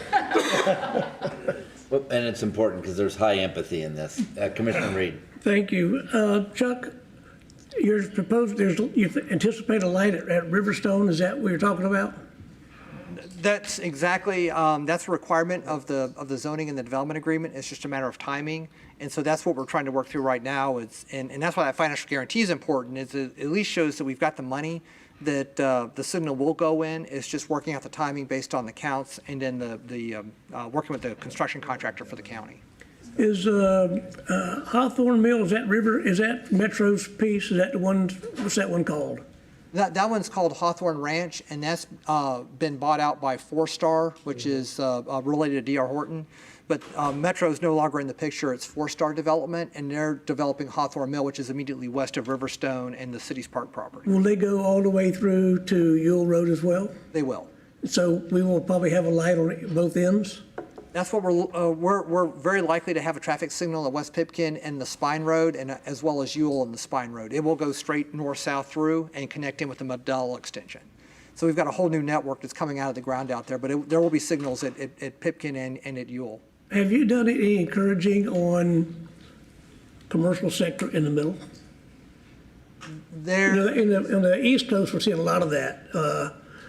Big developments, and they're bringing the commercial into the center, so it doesn't get on like Pipkin Road and Ewell Road. It's all internal.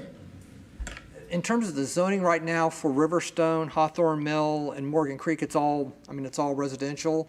We've got commercial nodes along Pipkin Road, of course, the big one at County Line, one that's expected somewhere around the Yates Road area, a couple of opportunities for that, and then one potentially around the Medela Pipkin intersection.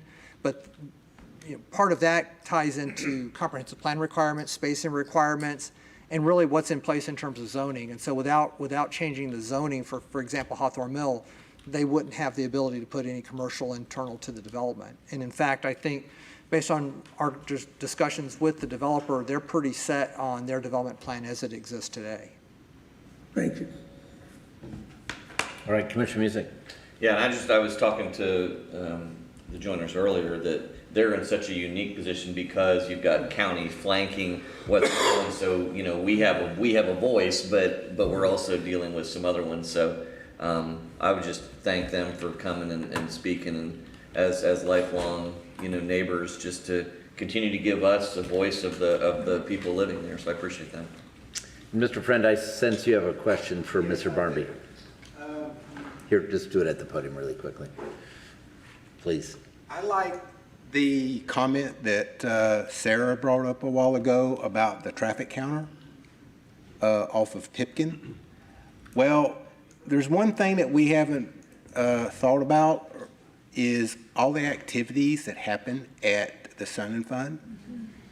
It seems like, to me, it would make good sense to have a traffic counter there when there's all these events that's going on, because it's hell. You know, they just had some kind of car show just the last week or so, an aviation show. And the traffic is just backed up almost past Hamilton Road coming from, county line. And, it just makes common sense. Even Hamilton Road, we should be counting the traffic now.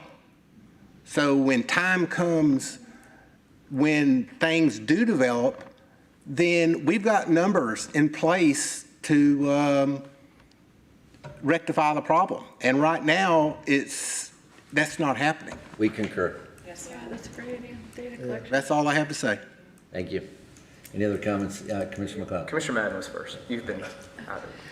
Well, I was going to ask Chuck, so it seems so natural to us to have these conversations with residents, and I guess because in the last 4 years we've had a tremendous amount of growth, and we've had a lot of residents come to the meetings and give us their perspective because they drive the roads every day.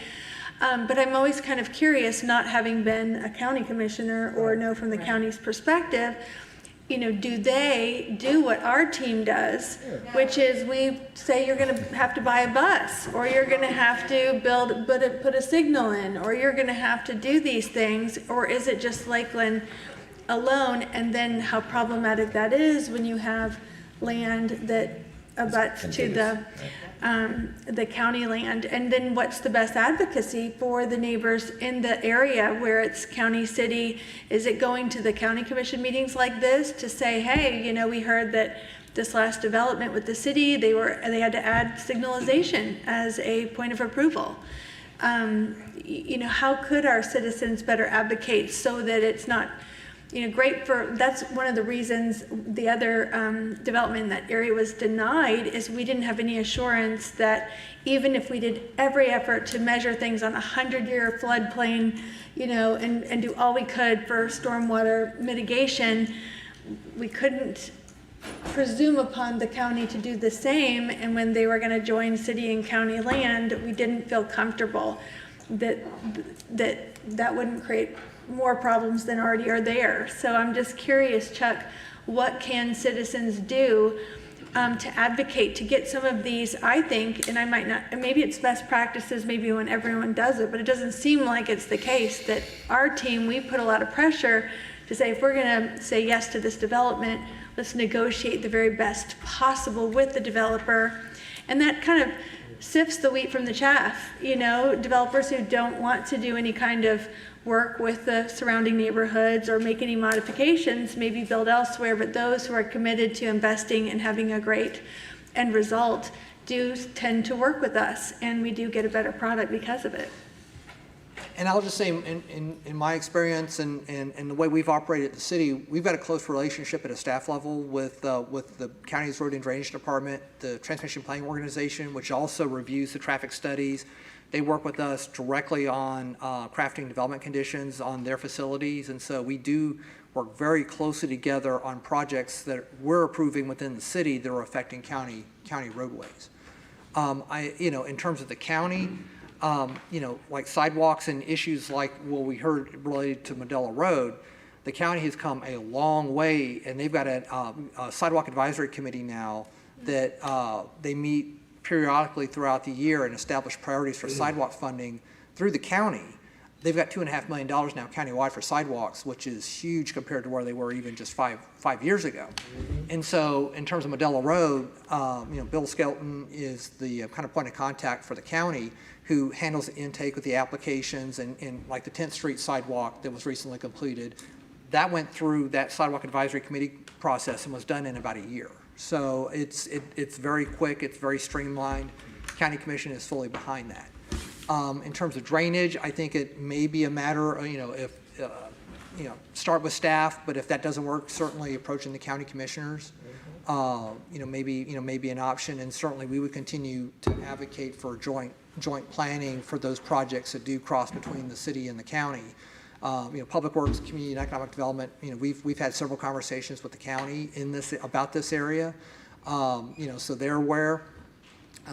But I think that, ultimately, for the county, it's probably boiling down to finances and us working together to figure out a game plan to help make the situation better.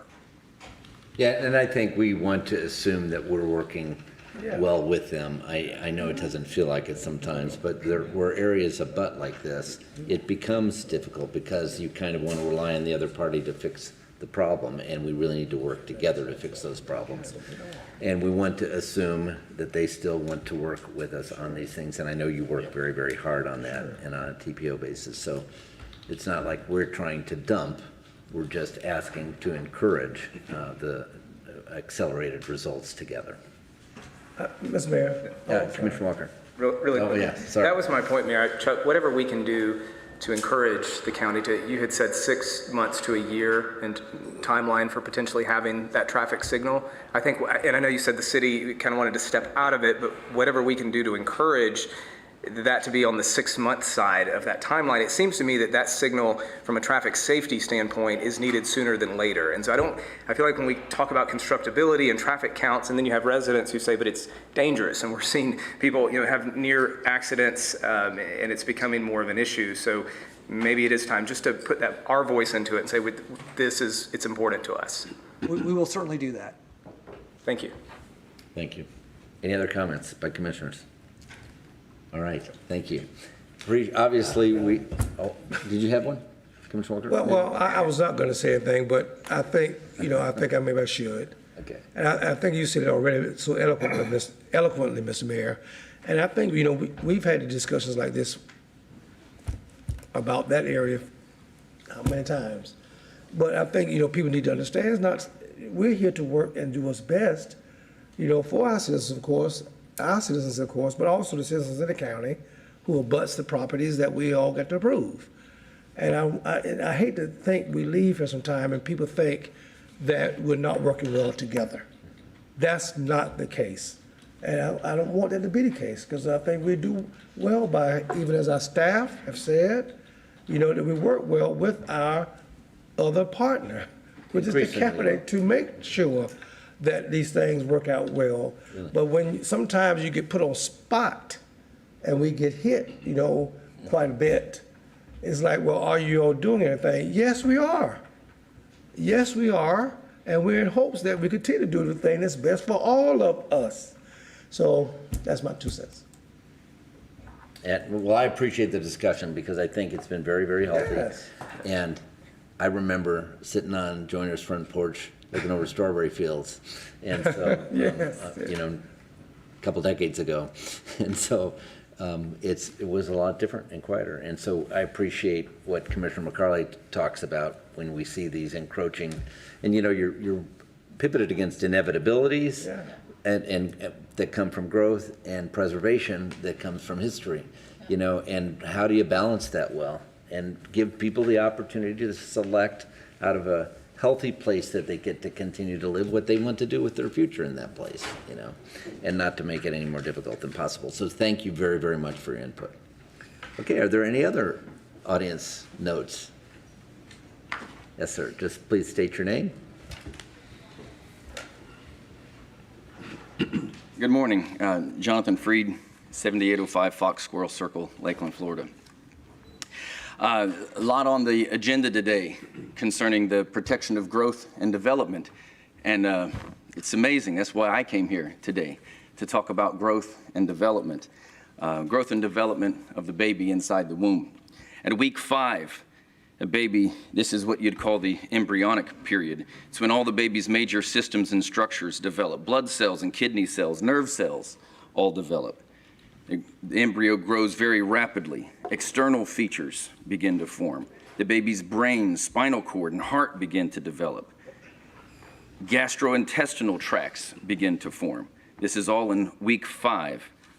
Week 6, arms and legs begin to grow. The baby's brain begins to form. Eyes and ears begin to form. The baby's heart continues to grow and now beats at regular rhythm.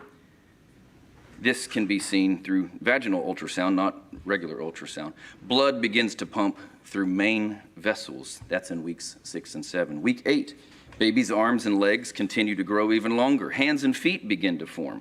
They look like little paddles at that point in time. Baby's brain continues to grow and the lungs begin to form. More on growth and development. Week 9, hair follicles begin to form. Arms continue to grow. Now elbows are even developed and toes can be seen. All, at week 9, all of the baby's essential organs have now begun to grow. Week 10, the baby's eyelids are more developed and actually begin to close. The outer ears begin to take shape, and the baby's facial features are now becoming distinct. This would be reaching the conclusion of the first trimester, and then we go into weeks 11 to 14, which is the beginning of the second trimester. The baby's face is well formed. Limbs are long and thin. Nails appear on fingers and toes. Genitals appear. The baby's liver is now making red blood cells. Your little one can make a fist. Tooth buds are appearing in the mouth. Weeks 15 to 18, fine hair is being developed on the baby's head. Muscle tissue and bones keep developing, and the bones are becoming harder. And the baby begins to move around and even stretch. The liver and the pancreas are producing secretions, and your little one now begins to make sucking motions with the mouth. Weeks 19 to 21, Lakeland Women's Health Clinic that performs abortions here in this city at 4444 South Florida Avenue performs abortions all the way up to 20 weeks, further than most abortion clinics across the nation. During the time where this abortion clinic in our city perform abortions, these are the types of things that the baby is doing. The baby can hear. The baby's much more active. The mother can feel the movements on the inside. And the baby can even swallow. All the way up to that time, here in this city, babies can be killed in the womb. Week 22, the baby actually has some bowel movements. It's held inside the intestines at this point. Eyebrows and lashes are appearing. The heartbeat can be heard with a stethoscope, just like you would go into the doctor's office and hear your own heartbeat. Nails grow out to the ends of the baby's fingers. Weeks 23 to 25, bone marrow makes blood cells. The airways and the lungs are developing. The baby begins to store fat, getting larger. They startle at loud noises. Fingerprints and footprints are formed on the body. Weeks 27 to 30, nervous system is developing. This is the third trimester. Eyelids open and close. Weeks 31 to 34, rhythmic breathing is occurring. Baby's lungs still aren't fully mature, but breathing at rhythm. Baby's bones are becoming more fully developed, and your baby's body is storing iron, calcium, phosphorus.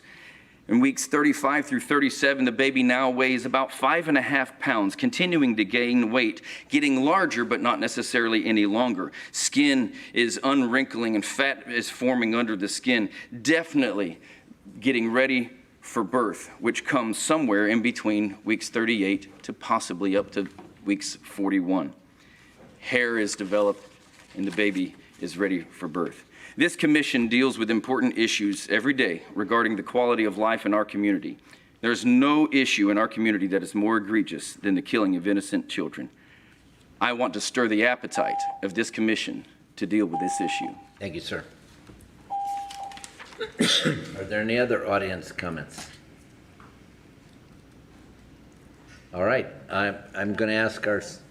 Oh, I'm sorry. Yes, ma'am. I'm late seeing, and I apologize.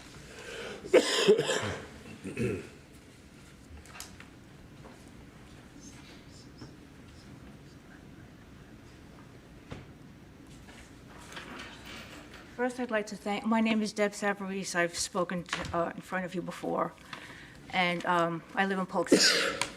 Just to represent the voices of those who are on the other side of the story, because there are many others besides myself. First, I'd like to thank you all for deferring to state and federal law in your decision not to deal with a request for an abortion ban in Lakeland.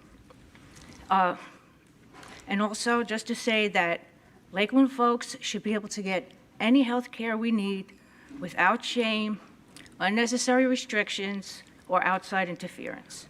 Barriers to abortion, like a citywide ban, are harmful and unnecessary, and that's why I strongly oppose such a suggestion.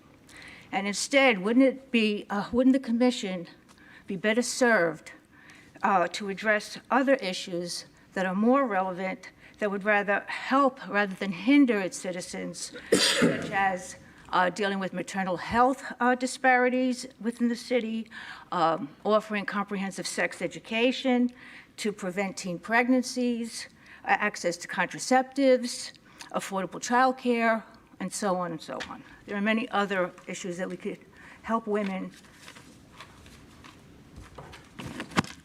Now, that's all. Thank you. Thank you very much, ma'am. Any other comments from the audience? That brings us to our city manager, Ruiz, who has an announcement he'd like to make.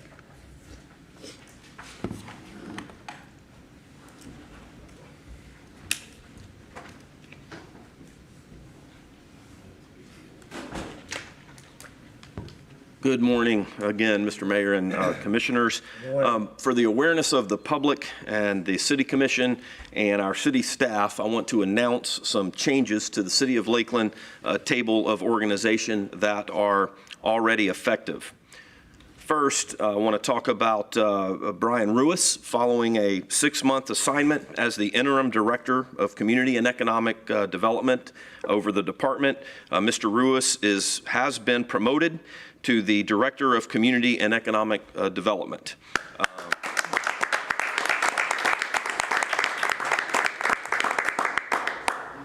Mr. Ruiz will be receiving a salary that is increased along with the increased responsibilities of the position. Brian has done a fantastic job during the past 6 months as interim director of the department. He has proven his leadership in guiding the department as we have experienced unprecedented growth, and he continues to be an advocate for our customers. Brian has over 18 years with the City of Lakeland, and he has worked his way up through the department. As director, I have full confidence that he will continue to direct, not serve or manage now, but he will direct the highest levels of public service from our community and economic development staff. So congratulations, Brian. Brian is vacating the existing position of Assistant Director of Community and Economic Development Director. That position will be reclassified to Assistant Director of Community Development, dropping Economic Development from the title. This will provide a new emphasis and focus specifically on the functions of community development, functions that include planning and housing, transportation and construction services, and code enforcement. Teresa Mayo, the current city's planning and housing manager, is being promoted to this position of Assistant Director of Community Development.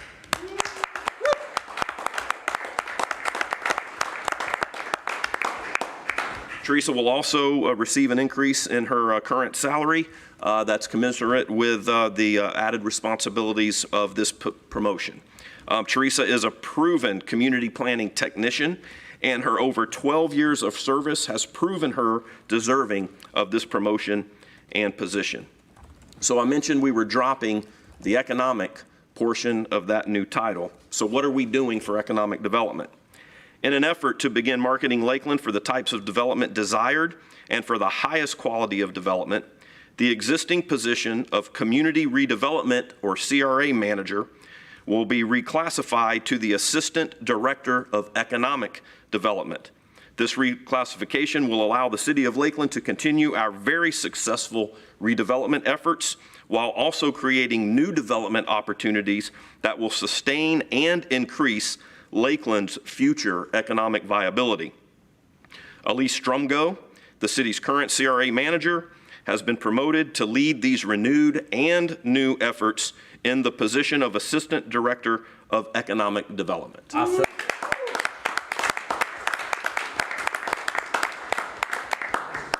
As with Brian and Teresa, Elise will receive an increase in salary that is consistent with the added responsibilities that he will now direct and manage.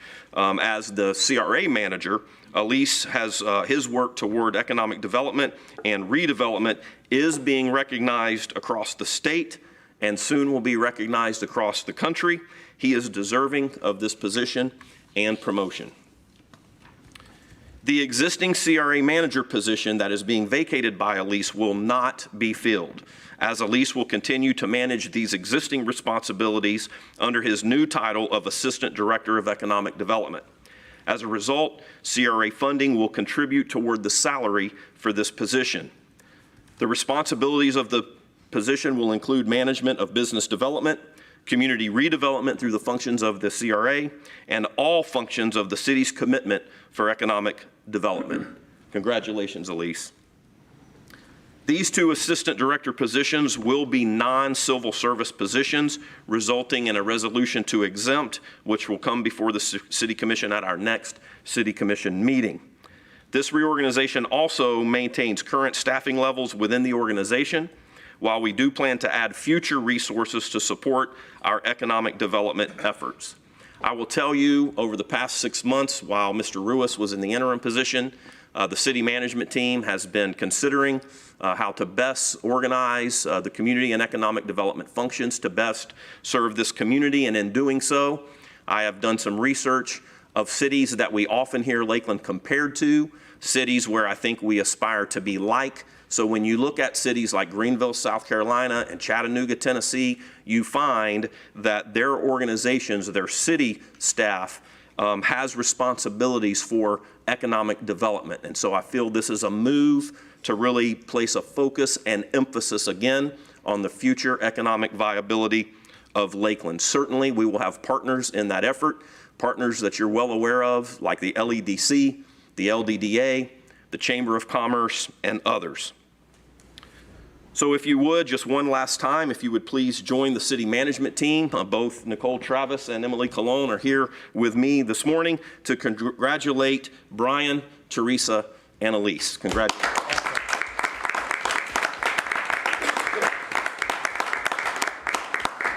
There's some excellent alignments. Thank you so much for your leadership and as a city management team in providing those. Thank you very much, Mr. Mayor. Any other comments?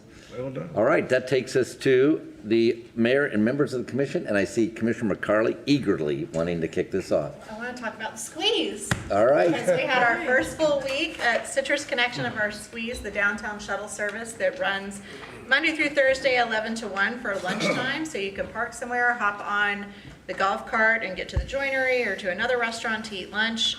We had a successful weekend with our varying hours for Friday and Saturday. Friday hours are 3 o'clock to 10:30. Saturday hours are 4 p.m. to midnight. We had 60 rides Friday night, 40 rides Saturday night. If you'd like to hop on the squeeze, it's $2 a day, or $3 for the week, or $9 whole for the month. So if you work downtown and you want to get a pass, you can go to the Citrus Connection website or the app and do your daily, weekly, monthly pass there. Two other just quick announcements. Cops for Kids Toy Drive for LPD. They're accepting unwrapped gifts, new gifts from today until the 10th. So that's this Friday. So they extended it by a couple days to collect. Sorry, I got tongue-tied. Where do you drop those off? Police station? LPD. At LPD? Okay. Yep. You can drop unwrapped toys off there for them, for their collection. They do a great job every year at supporting our community. And then Harrison School of the Arts Music of the Season is this Thursday or Friday evening with the orchestra. They're back. They're back. We didn't have it last year. Live music in an auditorium and everything. So I hope you'll buy tickets on harrison.org and attend that concert because it's amazing. It'll get you in the spirit for the holidays. Commissioner Walker, thank you. Thank you, Mr. Mayor. A couple of things, if I could, please. As we know, we're ending, for those who may be aware, and hopefully all aware, what we call our fundraising effort for the Lakeland History and Cultural Center coming up the end of this month. And I'm pleased to announce that we have far exceeded our goal. If you'll recall, as the commission approved our effort to move forward with this particular facility to be housed in, of course, the main library downtown. We was poised, of course, to make sure that we raised the money needed to help the interior design of the actual Lakeland History and Culture Center. And of course, that goal we had set would be a minimum of $150,000. Well, we're well above it. And I want to say thank you to my commissioners, my fellow commissioners, excuse me, all of the City of Lakeland partners, especially those individuals, businesses, organizations. They have really got behind this particular effort. And hopefully, you know, it would not make you want to, well, I want to make sure you know that it will be a pleasing facility to be a part of and be to see as we have our grand opening here come March 11th is its scheduled date for the gallery to open. Like I say, far exceeded it. And far exceeded. Dollars are still coming in. Thank God for all of it. And we trust that what you will see and what you will have to witness is the many stories that will be shared about how Lakeland have become to be what it is today. You will enjoy all of that be in that particular gallery. Secondly, you know, MLK is coming up with his activities and all, and some things you probably have seen about or heard about, maybe with the parade, as we normally do. But each year, there's a kickoff for the parade called Jazz in the Park, which is now, it would have been 6 years last year, but of course, due to COVID, was not able to do it. But this year, we'll have we call our 6th annual Jazz in the Park event. It's outgrown where we were at Simpson Park for the last 5+ years. It will be at Mon Park this year. So thank you for y'all getting the city being a partner with this particular event. It has grown to a point where I think you'll be well pleased, and hopefully Lakelanders and others will come and be a part of the kickoff on January 14th at 5:30 in the evening at Mon Park for Jazz in the Park. And some good announcements will be made that evening about how this particular event have grown and will continue to grow with the partnerships that have come along. But of course, we do know our city has been one of the greatest partners. So thank you to my colleagues for that as well. Can you believe I'll be celebrating 50 years out of high school this weekend? I'm just 50, how can that be? And I question myself sometimes, well, hey, I'm just 50 years old. How can it be 50 years out of high school? We don't know people that old. But what we called ourselves being the minority class of what we call Lakeland and Kathleen high schools. We'll be having its 50th class reunion this weekend at of course, at Lake Mirror Center. We kick off with some activities on Thursday, and Mayor will be with us this weekend to help out with some of those accolades and things we'll be doing and celebrating 50 years out of high school. I just sit in amazement, but I just thank God again for being able to even see 50 years out of high school when I'm just 50 years old, right? Or younger. Yes. And lastly, I want to thank my fellow commissioner colleagues for allowing me to serve in the position I've served now as your FLC state president. I was away, as you all know, and I traveled between 4 different cities, starting Wednesday morning through Friday night. But I tell you what, I'm like Dorothy on The Wizard of Oz. There's no place like home. So I really appreciate what I'm doing, traveling the state as I have begun to do. But Lakeland, you are to know we have a lot to be thankful for. When I go to those other cities and towns and villages and see what's happening, we are, I think, a very blessed community. Blessed community by those that always give and share and give up their time and talent and resources to make Lakeland what it is today and will continue to be what it is. And as I've been questioned about where do we stack up with other cities under the 411 cities, of course, throughout our state, we're positioned about number 12 to 15, I would say, as far as the large cities that are under the umbrella of the Florida League of Cities. I believe one day we'll probably be up there around the top 10, but I think we're about 12, 13, I would say, as it would be. But I am thankful to know what we have in our community and grateful to God for how He continues to show and of course, touch the hearts of the men and women that live in our city to make what Lakeland is today. So thank you for that as well. I'm finished. All right, other comments by Commissioners? Commissioner McLeod. You want to go? You had. I didn't see it. That's okay. Your eyes. My eyes are messed up. I have an appointment after this meeting. I'm serious. Thank you, Mayor. Yeah, so I'm still trying to wrap my head around it because I won't be 50 until next month, so I don't know. But no, and I keep going back to some of the things that were even brought up before myself or maybe many of you were on the commission, and that's always development. That always is like you said, we've got progress and history, and we're trying to balance those. I'll have emails or somebody will shoot me a screenshot of something that's on social media. And, I want to continue to express the fact that we don't make any decisions in a vacuum. No. You can come here, you can go on, watch it online if you can't make it here. We've got multiple readings and addresses of that, and sometimes it's a little frustrating, to be honest, when you'll read what people are thinking. Oh, well, they've already approved this, and I'm like, man, it's so early in the process, and I try to respond, and after I breathe for a minute, and so I just encourage and thank those that do show up and voice their concern, even if it's something that we don't particularly maybe align with, but that they are willing to come and take their time and do that. I just appreciate it because that's why we're here doing what we're doing. So for us to be able to hear from the people that we want to represent is just great. So thank you. Wonderful. Thank you for sharing that. Commissioner McLeod. Thank you, Mayor. So this Saturday is the Holly Jolly Jingle Jog. It's a mouthful. It is a fundraiser for our 3 Parks Trail system. It's hosted by Parks and Rec Department, and it's a fun, festive 5K, whether you run it competitively or just want to bring kids and wear Santa hats. I think it's well attended and starts by the golf course on Buckingham Avenue, so hopefully there's a good turnout for that.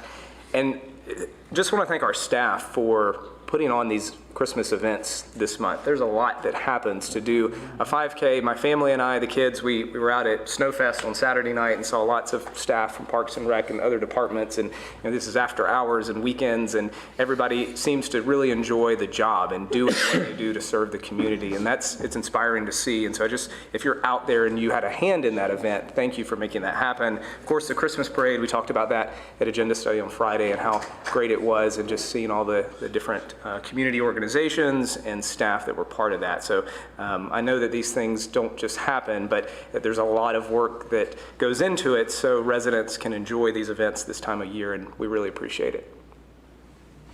Commissioner Reed. Oh, thank you. I thought you were going to call it Stephanie. So her hand didn't go up, at least that I could see. Just to keep, and again, talking about development and stuff, Wednesday, the Central Florida Regional Planning Council is having their annual holiday bash in Winter Haven. Also, we'll all be attending Thursday morning, the TPO meeting. We're talking about roads throughout the county. So we'll be at that meeting on Thursday morning. And then I'm surprised Phil didn't mention, maybe he did, I wasn't listening properly maybe, but the League Rid of Cities is going to be Thursday night in Auburndale.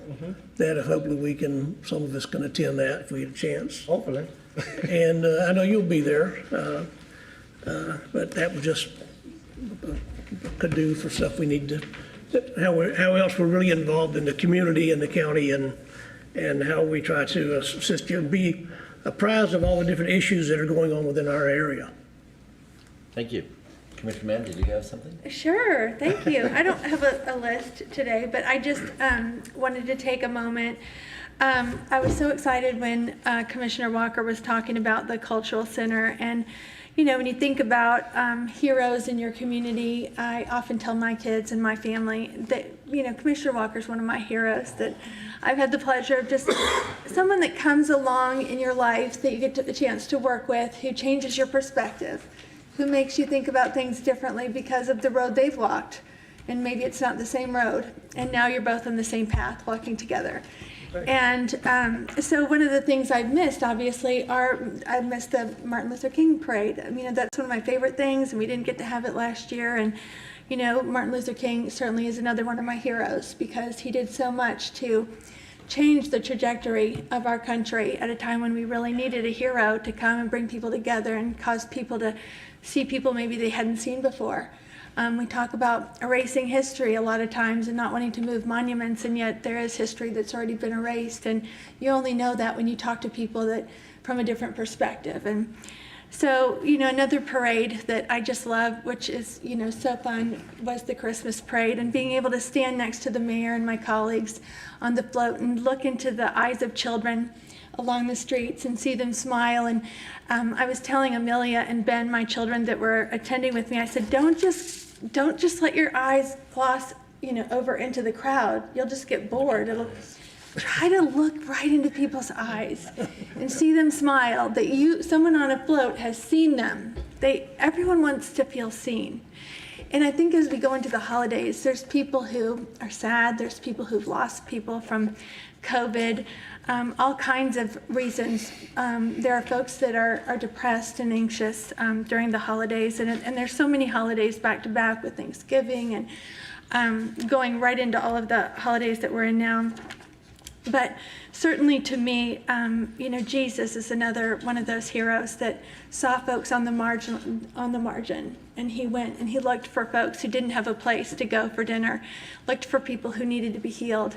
And I'm hoping that in all of the flurry of fun and activities, and we're excited that COVID is kind of getting a little bit in the back, you know, rearview mirror. I mean, certainly we have tools in our tool chest to combat it a little better than we did when it first came against us, that we'll follow, you know, the kind of hero that Jesus was, that we'll look for those people who maybe don't have as much going on, don't have as much shopping to do, maybe their finances don't allow that we'll just take time to really love people and try to look them in the eyes and let them feel the light and love that the holidays are supposed to bring. Not all of the commercialized, materialized parts of the holidays, but just the best parts of the holidays. And I'm hoping that maybe people that haven't been able to see each other, people that maybe have been fractured in their relationships could be reconciled, come together over a dinner table or over a cocktail or over some, you know, fun and festive times this season, that would happen for each and every one of us in our city. So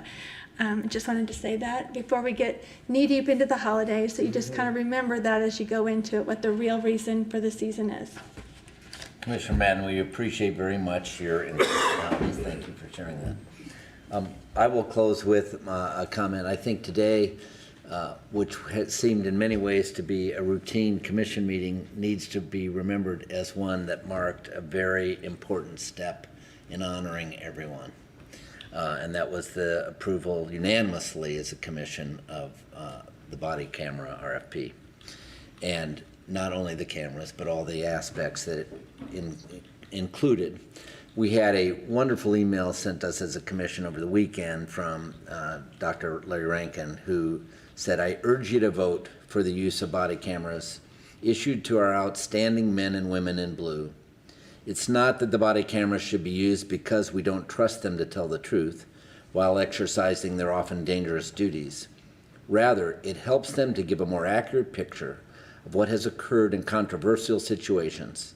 Finding the truth is elusive in situations when officers must make quick and critical decisions in life-threatening situations and in everyday conversations that they may be having with people, citizens in that role." And I think what we have done today is added a level of technology and unity to that effort, which hears our citizens' desires broadly. And I just want to commend you for that, because I think that is a wonderful exercise in the educational process of from listening to implementing that we have been able to observe today. And it's a historic moment. Thank you very much for that.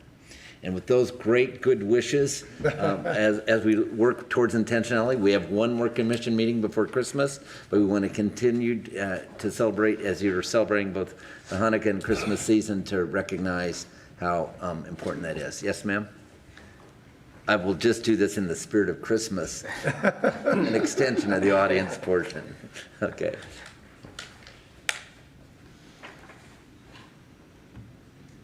My name is Katie Burns, and I would just like to comment on something that Commissioner Madden just mentioned, how special it was to look into the eyes of children and see their glow and their excitement. And I just want to remind us that with baby Jesus being born on Christmas, that is our true meaning of Christmas, and that every child deserves a stable home, and that includes the unborn. Thank you. All right. If there are any other business before the commission, then we are adjourned. I have one right next to it. 2 weeks into this.